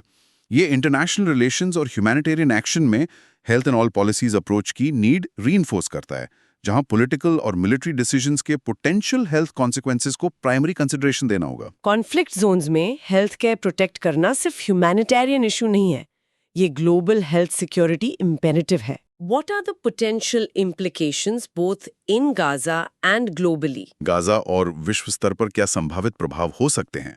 The implications are catastrophic. परिणाम विनाशकारी हैं। Short term in Gaza, infection से morbidity और mortality में dramatic increase, जो normally treatable होते। Healthcare workers untreatable infections के सामने helpless हो जाते हैं। सोचकर ही डर लगता है। Medium term, pan-drug resistant, PDR organisms, bacteria resistant to all available antibiotics का रीजन में इमर्जेंस एक टेरिफाइंग पॉसिबिलिटी बन जाता है। पैन ड्रग रेजिस्टेंट मतलब किसी दवा का असर नहीं। एग्जैक्टली। लॉन्ग टर्म ऐसे हाईली रेजिस्टेंट स्ट्रेन्स का ग्लोबल स्प्रेड मॉडर्न मेडिसिन को अंडरमाइन कर सकता है, जैसा हम जानते हैं। Routine surgeries, chemotherapy, organ transplants सब इफेक्टिव एंटीबायोटिक्स पर रिलाई करते हैं इन्फेक्शंस प्रिवेंट करने के लिए। अगर वो फेल होते हैं तो ये प्रोसीजर्स इनक्रेडिबली रिस्की हो जाते हैं। It would represent a massive setback in the global fight against AMR। What is the immediate way forward? तत्काल क्या करने की जरूरत है? The immediate public health imperative, according to health experts, is a ceasefire to allow for the protection and restoration of healthcare facilities, personnel and supply chains. तुरंत युद्ध विराम होना चाहिए ताकि स्वास्थ्य सुविधाओं, कर्मियों और आपूर्ति श्रृंखलाओं की सुरक्षा और बहाली हो सके। हाँ, सबसे पहले तो शांति जरूरी है। Humanitarian agencies, led by organizations like the WHO, को safe and sustained access चाहिए essential medical supplies provide करने के लिए, including appropriate antibiotics based on diagnostics where possible, और infection prevention and control measures implement करने के लिए. This crisis should also serve as a global wake-up call to integrate AMR prevention and control measures explicitly into all humanitarian and conflict response planning worldwide. बिल्कुल। Relevant crosslinks include India's own National Action Plan on AMR, antimicrobial resistance, and the WHO's Global Action Plan on AMR, जो इस बढ़ते खतरे से निपटने के लिए strategies outline करते हैं। ओके। 8. Culture and Heritage, संस्कृति और विरासत। आज Culture and Heritage section से related कोई खास खबर नहीं है जिस पर हमें विस्तार से चर्चा करनी चाहिए। So we can skip this for today. ठीक है, आगे बढ़ते हैं। 9 ethics linkages, केसलेट्स फ्रॉम टुडे, नैतिकता संबंध आज के केसलेट। अब आते हैं एथिक्स लिंकेजेस पर। आज की खबरों से निकले कुछ केसलेट्स जो मेंस GS पेपर 4 की एथिकल रीजनिंग स्किल्स को टेस्ट कर सकते हैं। पहला caselet, accountability versus national security. Imagine करें कि आप मिनिस्ट्री ऑफ होम अफेयर्स में जॉइंट सेक्रेटरी हैं। एक लॉ एनफोर्समेंट एजेंसी आपसे रिक्वेस्ट करती है अमेंडेड IT रूल्स के तहत कि आप एक गवर्नमेंट पॉलिसी की क्रिटिकल सोशल मीडिया अकाउंट को हटाने के लिए रीजन्ड इंटीमेशन इशू करें, पोटेंशियल पब्लिक ऑर्डर इश्यूज का हवाला देकर। आपका रिव्यू बताता है कि पब्लिक ऑर्डर से लिंक कमजोर है और प्राइमरी मोटिव डिसेंट को साइलेंस करना लगता है। हाउएवर, आपके सुपीरियर्स सटली प्रेशर डाल रहे हैं कंप्लाई करने के लिए, ब्रॉडर नेशनल सिक्योरिटी इम्प्लीकेशंस का हिंट देते हुए, जिनके बारे में उन्हें पता है। एथिकल डिलेमास क्या हैं? आप क्या कोर्स ऑफ एक्शन लेंगे और उसे जस्टिफाई कैसे करेंगे? Links, IT rules amendments, accountability, freedom of speech versus public order national security, pressure from superiors, procedural fairness.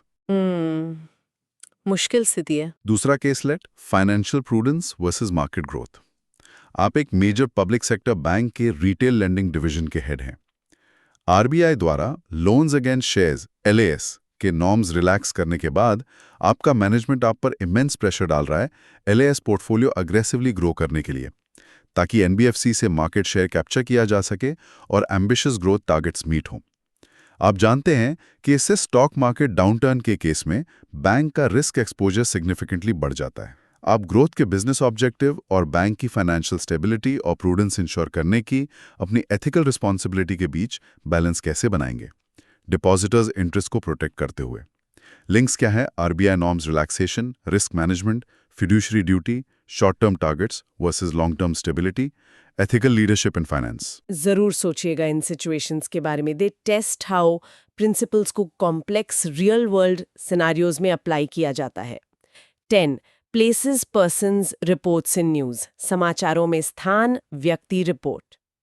चलिए अब जल्दी से रिकैप करते हैं आज कौन से स्थान, व्यक्ति और रिपोर्ट सुर्खियों में रहें। Quick recall. Places in news, Aland Karnataka, जहां अलेजेड वोटर डिलीशन स्कैम की जांच SIT कर रही है। Berlin, Germany, Berlin global dialogue की होस्ट सिटी और कॉमर्स मिनिस्टर के विजिट का वेन्यू, स्ट्रैटेजिक पार्टनरशिप के 25 साल पर।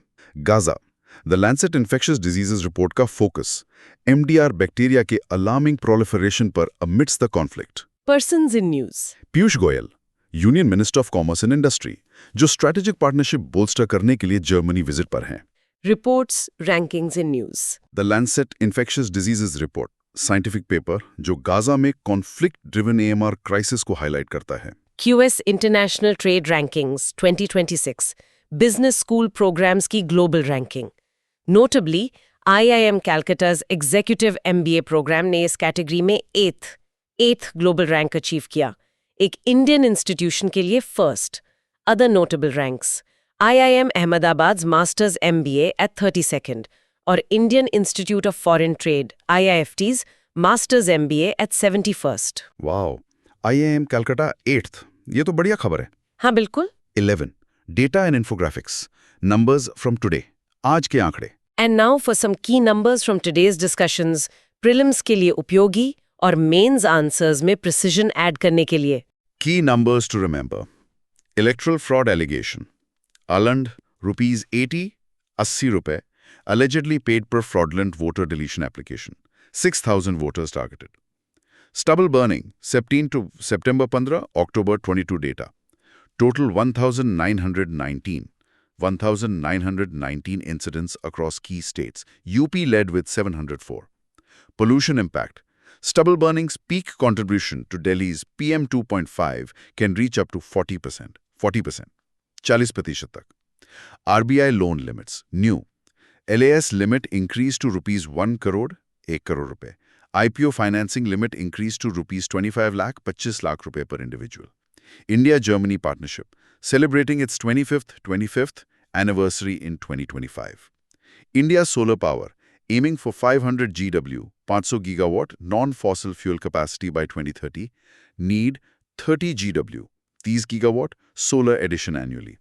Current rate 17 to 23 GW, 17 से 23 gigawatt. Projected manufacturing capacity 100 GW by 2025. India is the third largest solar producer. Gaza health crisis. Context. Reports mention over 66,000 Palestinians killed and 1.6 lakh wounded since the conflict escalated in October 2023, contributing to the conditions fueling the AMR crisis. ये आंकड़े याद रखना जरूरी है. 12th, editorial insights, facts only extraction. संपादकीय अंतर्दृष्टि केवल तथ्य.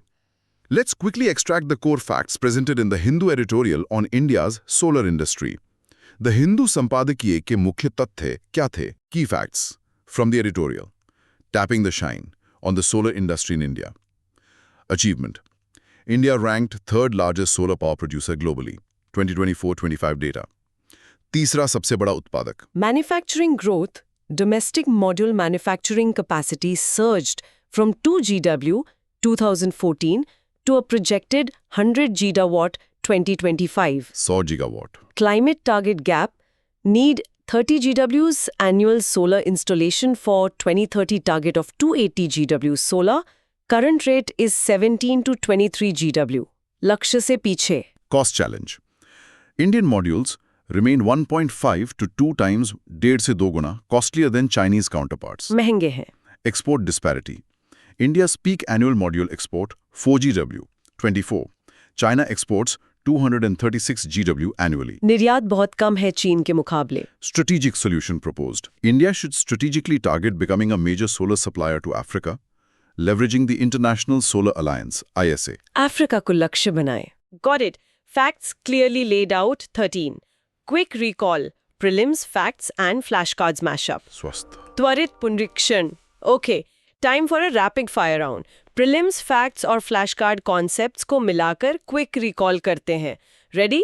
तैयार है? Yes. Let's go. IT Rules Amendment 2025. Takedown orders center up Joint Secretary level पर. Effective November 15, 2025. Mandates reasoned intimation. Rule 31D IT Rules. Government flags unlawful content. Potentially void safe harbor. Section 79 IT Act. Safe harbor खतरे में. RBI loan norms. LAS limit per individual rupees 1 crore. IPO financing limit rupees 25 lakh. Stubble burning data Sep 15 to October 22. Highest incidence in Uttar Pradesh 704. Peak contribution to Delhi PM 2.5 up to 40%. QS rankings 2026. Intel Trade IIM Calcutta Exec MBA ranked 8th globally.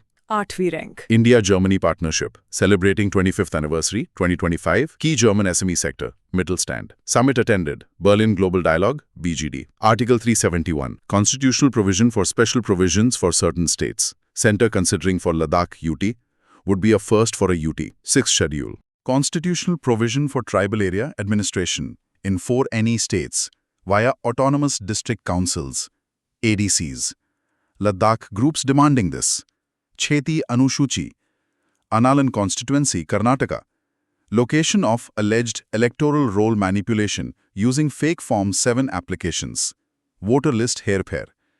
The Lancet report Gaza highlighted proliferation of multi-drug-resistant MDR bacteria, superbugs, linked to conflict.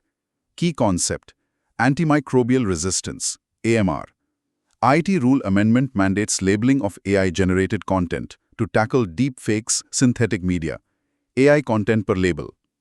Star Faculty Scheme, proposed initiative to counter brain drain and promote brain gain by attracting Indian-origin academics from abroad with setup grants. Brain drain rokna. India's solar rank, third largest producer globally. Key challenge: cost competitiveness with China. Proposed solution: target Africa market via ISA. Key tech: Pusa biodecomposer for stubble. तीसरा rank. Excellent. Quick recall. 14. Mains practice questions. मुख्य परीक्षा अभ्यास प्रश्न. All right, aspirants, अब लिखने की बारी. Here are some mains practice questions based on today's discussion. आज की चर्चा पर आधारित मुख्य परीक्षा के कुछ अभ्यास प्रश्न. Here they are. 1. GS2 Polity. Critically analyze the recent amendments to the IT Rules 2021 regarding content takedown procedures. Do they strike an effective balance between enhancing government accountability and safeguarding the freedom of speech and expression online? Or do potential challenges remain? 250 words. 1. GS2 Polity. IT नियम 2021 में content हटाने की प्रक्रियाओं से संबंधित हालिया संशोधनों का समालोचनात्मक विश्लेषण करें. क्या वे सरकारी जवाबदेही बढ़ाने और ऑनलाइन अभिव्यक्ति की स्वतंत्रता की रक्षा के बीच एक प्रभावी संतुलन बनाते हैं या संभावित चुनौतियां बनी हुई हैं? 250 शब्द. 2. GS3 Economy. The Reserve Bank of India's recent relaxation of norms for loans against securities is aimed at deepening India's capital markets.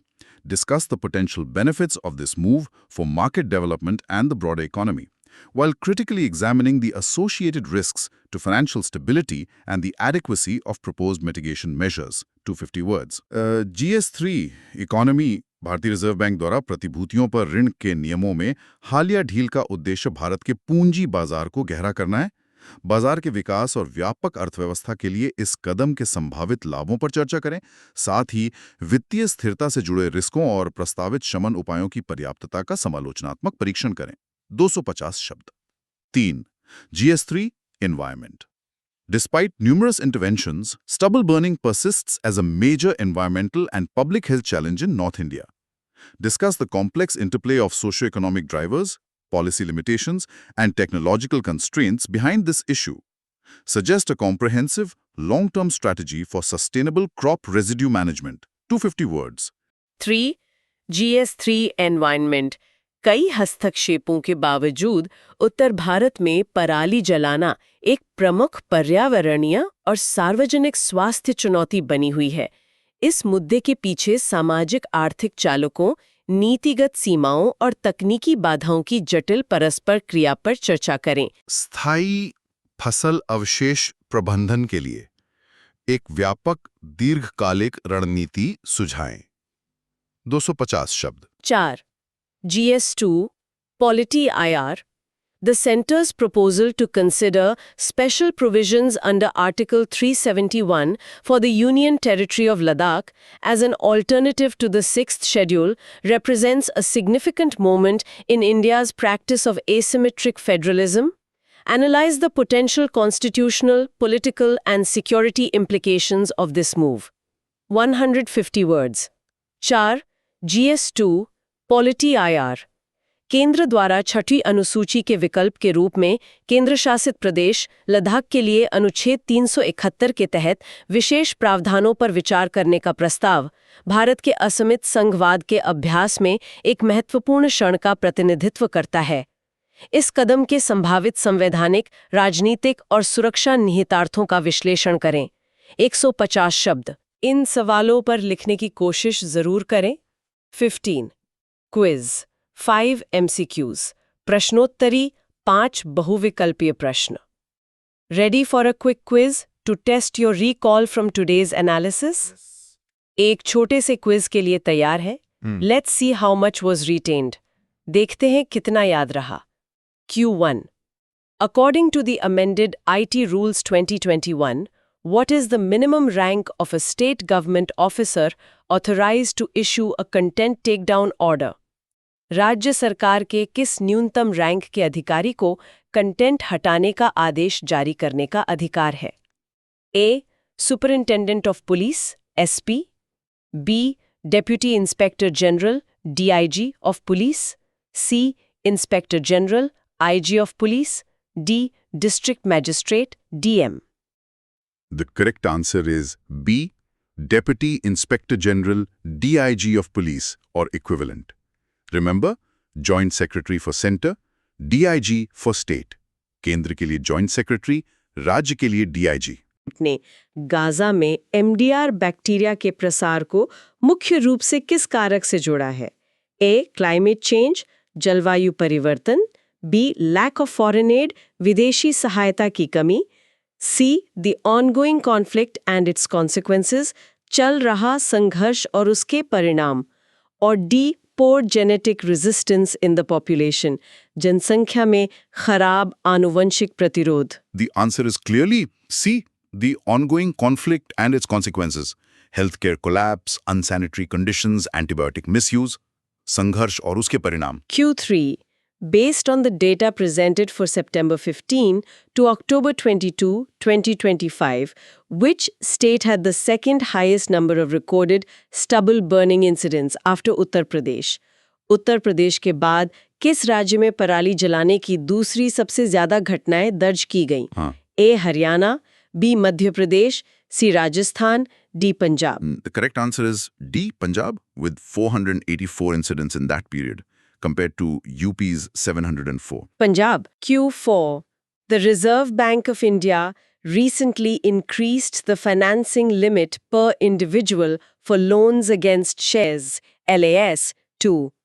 RBI ने हाल ही में प्रति व्यक्ति शेयरों पर ऋण, LAS की सीमा बढ़ाकर कितनी कर दी है? A. 50 lakh rupees. B. 75 lakh rupees. C. 1 crore rupees. D. 2 crore rupees. The answer is C. 1 crore rupees. 1 crore rupees. A significant increase from the previous 20 lakh rupees. 1 crore रुपए. Q5, the middle stand often discussed in the context of the German economy and targeted during the Commerce Minister's visit, refers to Mittelstand शब्द का क्या अर्थ है? A. Germany's large multinational corporations, Germany के बड़े बहुराष्ट्रीय निगम. B. Germany's powerful small and medium-sized enterprises, SMEs, Germany के शक्तिशाली छोटे और मध्यम आकार के उद्यम. C. Germany's federal states, Germany के संघीय राज्य. D. Germany's financial regulatory body, Germany का वित्तीय नियामक निकाय. The correct answer is B. Germany's powerful small and medium-sized enterprises, SMEs, Germany के SMEs. Brilliant if all 5 were right. अगर पांचों सही थे तो बहुत बढ़िया. Shows close attention was paid. Outro, समापन, प्रेरक स्वर में. दोस्तों, यूपीएससी की ये यात्रा एक मैराथन है, स्प्रिंट नहीं. हर दिन, हर खबर जो समझी जाती है, हर जवाब जो लिखा जाता है, वो मंजिल के और करीब ले जाता है. Trust the process, stay consistent और याद रखिए, कल की सफलता आज के अनुशासन और मेहनत से ही बनती है. Keep pushing forward. थोड़ा रुककर, उम्मीद है आज का ये विस्तृत विश्लेषण फायदेमंद रहा होगा, सब कुछ क्रिस्टल क्लियर हुआ होगा. Indeed, हाँ, बिल्कुल. Today, we saw how regulations evolve, economy shift, and global events are deeply interconnected. आज हमने देखा कि नियम कैसे बदलते हैं, अर्थव्यवस्था कैसे करवट लेती है, और वैश्विक घटनाएं कैसे एक दूसरे से जुड़ी हैं. One thought that emerges from today's discussions, something perhaps to ponder. एक विचार जो आज की चर्चा से उभरता है, जिस पर शायद सोचना चाहिए. Just as the health crisis Ammar in Gaza, driven by conflict, becomes a global security concern, क्या India's internal governance challenges, चाहे वो recurring stubble burning crisis हो, जो लाखों लोगों की हवा की गुणवत्ता को प्रभावित करती है, या electoral process में alleged vulnerabilities, क्या ये भी subtly India की global image, उसकी soft power, और एक reliable, well-governed nation के रूप में उसकी standing को impact नहीं करती? How interconnected are domestic effectiveness and international reputation in the long run? घरेलू प्रभावशीलता और अंतर्राष्ट्रीय प्रतिष्ठा लंबे समय में कितने जुड़े हुए हैं? Definitely, food for thought. इस पर विचार जरूर करें। होपफुली आज का ये सेशन पसंद आया होगा। अगर हाँ तो इसे दोबारा जरूर सुने ताकि कॉन्सेप्ट्स और फैक्ट्स सॉलिडिफाई हो जाएं। ये सिर्फ यूपीएससी के लिए नहीं बल्कि लाइफ में एक इन्फॉर्म्ड और एंगेज्ड सिटीजन बनने के लिए भी जरूरी है। प्लीज हमारे YouTube चैनल सुन लो यूपीएससी को लाइक करें, अपने फेलो एस्पिरेंट्स के साथ शेयर करें और सब्सक्राइब करना तो बिल्कुल ना भूलें। And yes, please leave a comment below, बताएं कि आज के विश्लेषण में सबसे थॉट प्रोवोकिंग क्या लगा। Which topic made everyone think the most? किस विषय ने सबसे ज्यादा सोचने पर मजबूर किया? और हाँ, if access to all our exclusive content is desired, including these detailed revision notes and potentially some bonus insights, consider joining our membership today for just rupees 299 rupees. ये तैयारी की यात्रा में एक छोटा सा निवेश हो सकता है जिसके बड़े फायदे हों।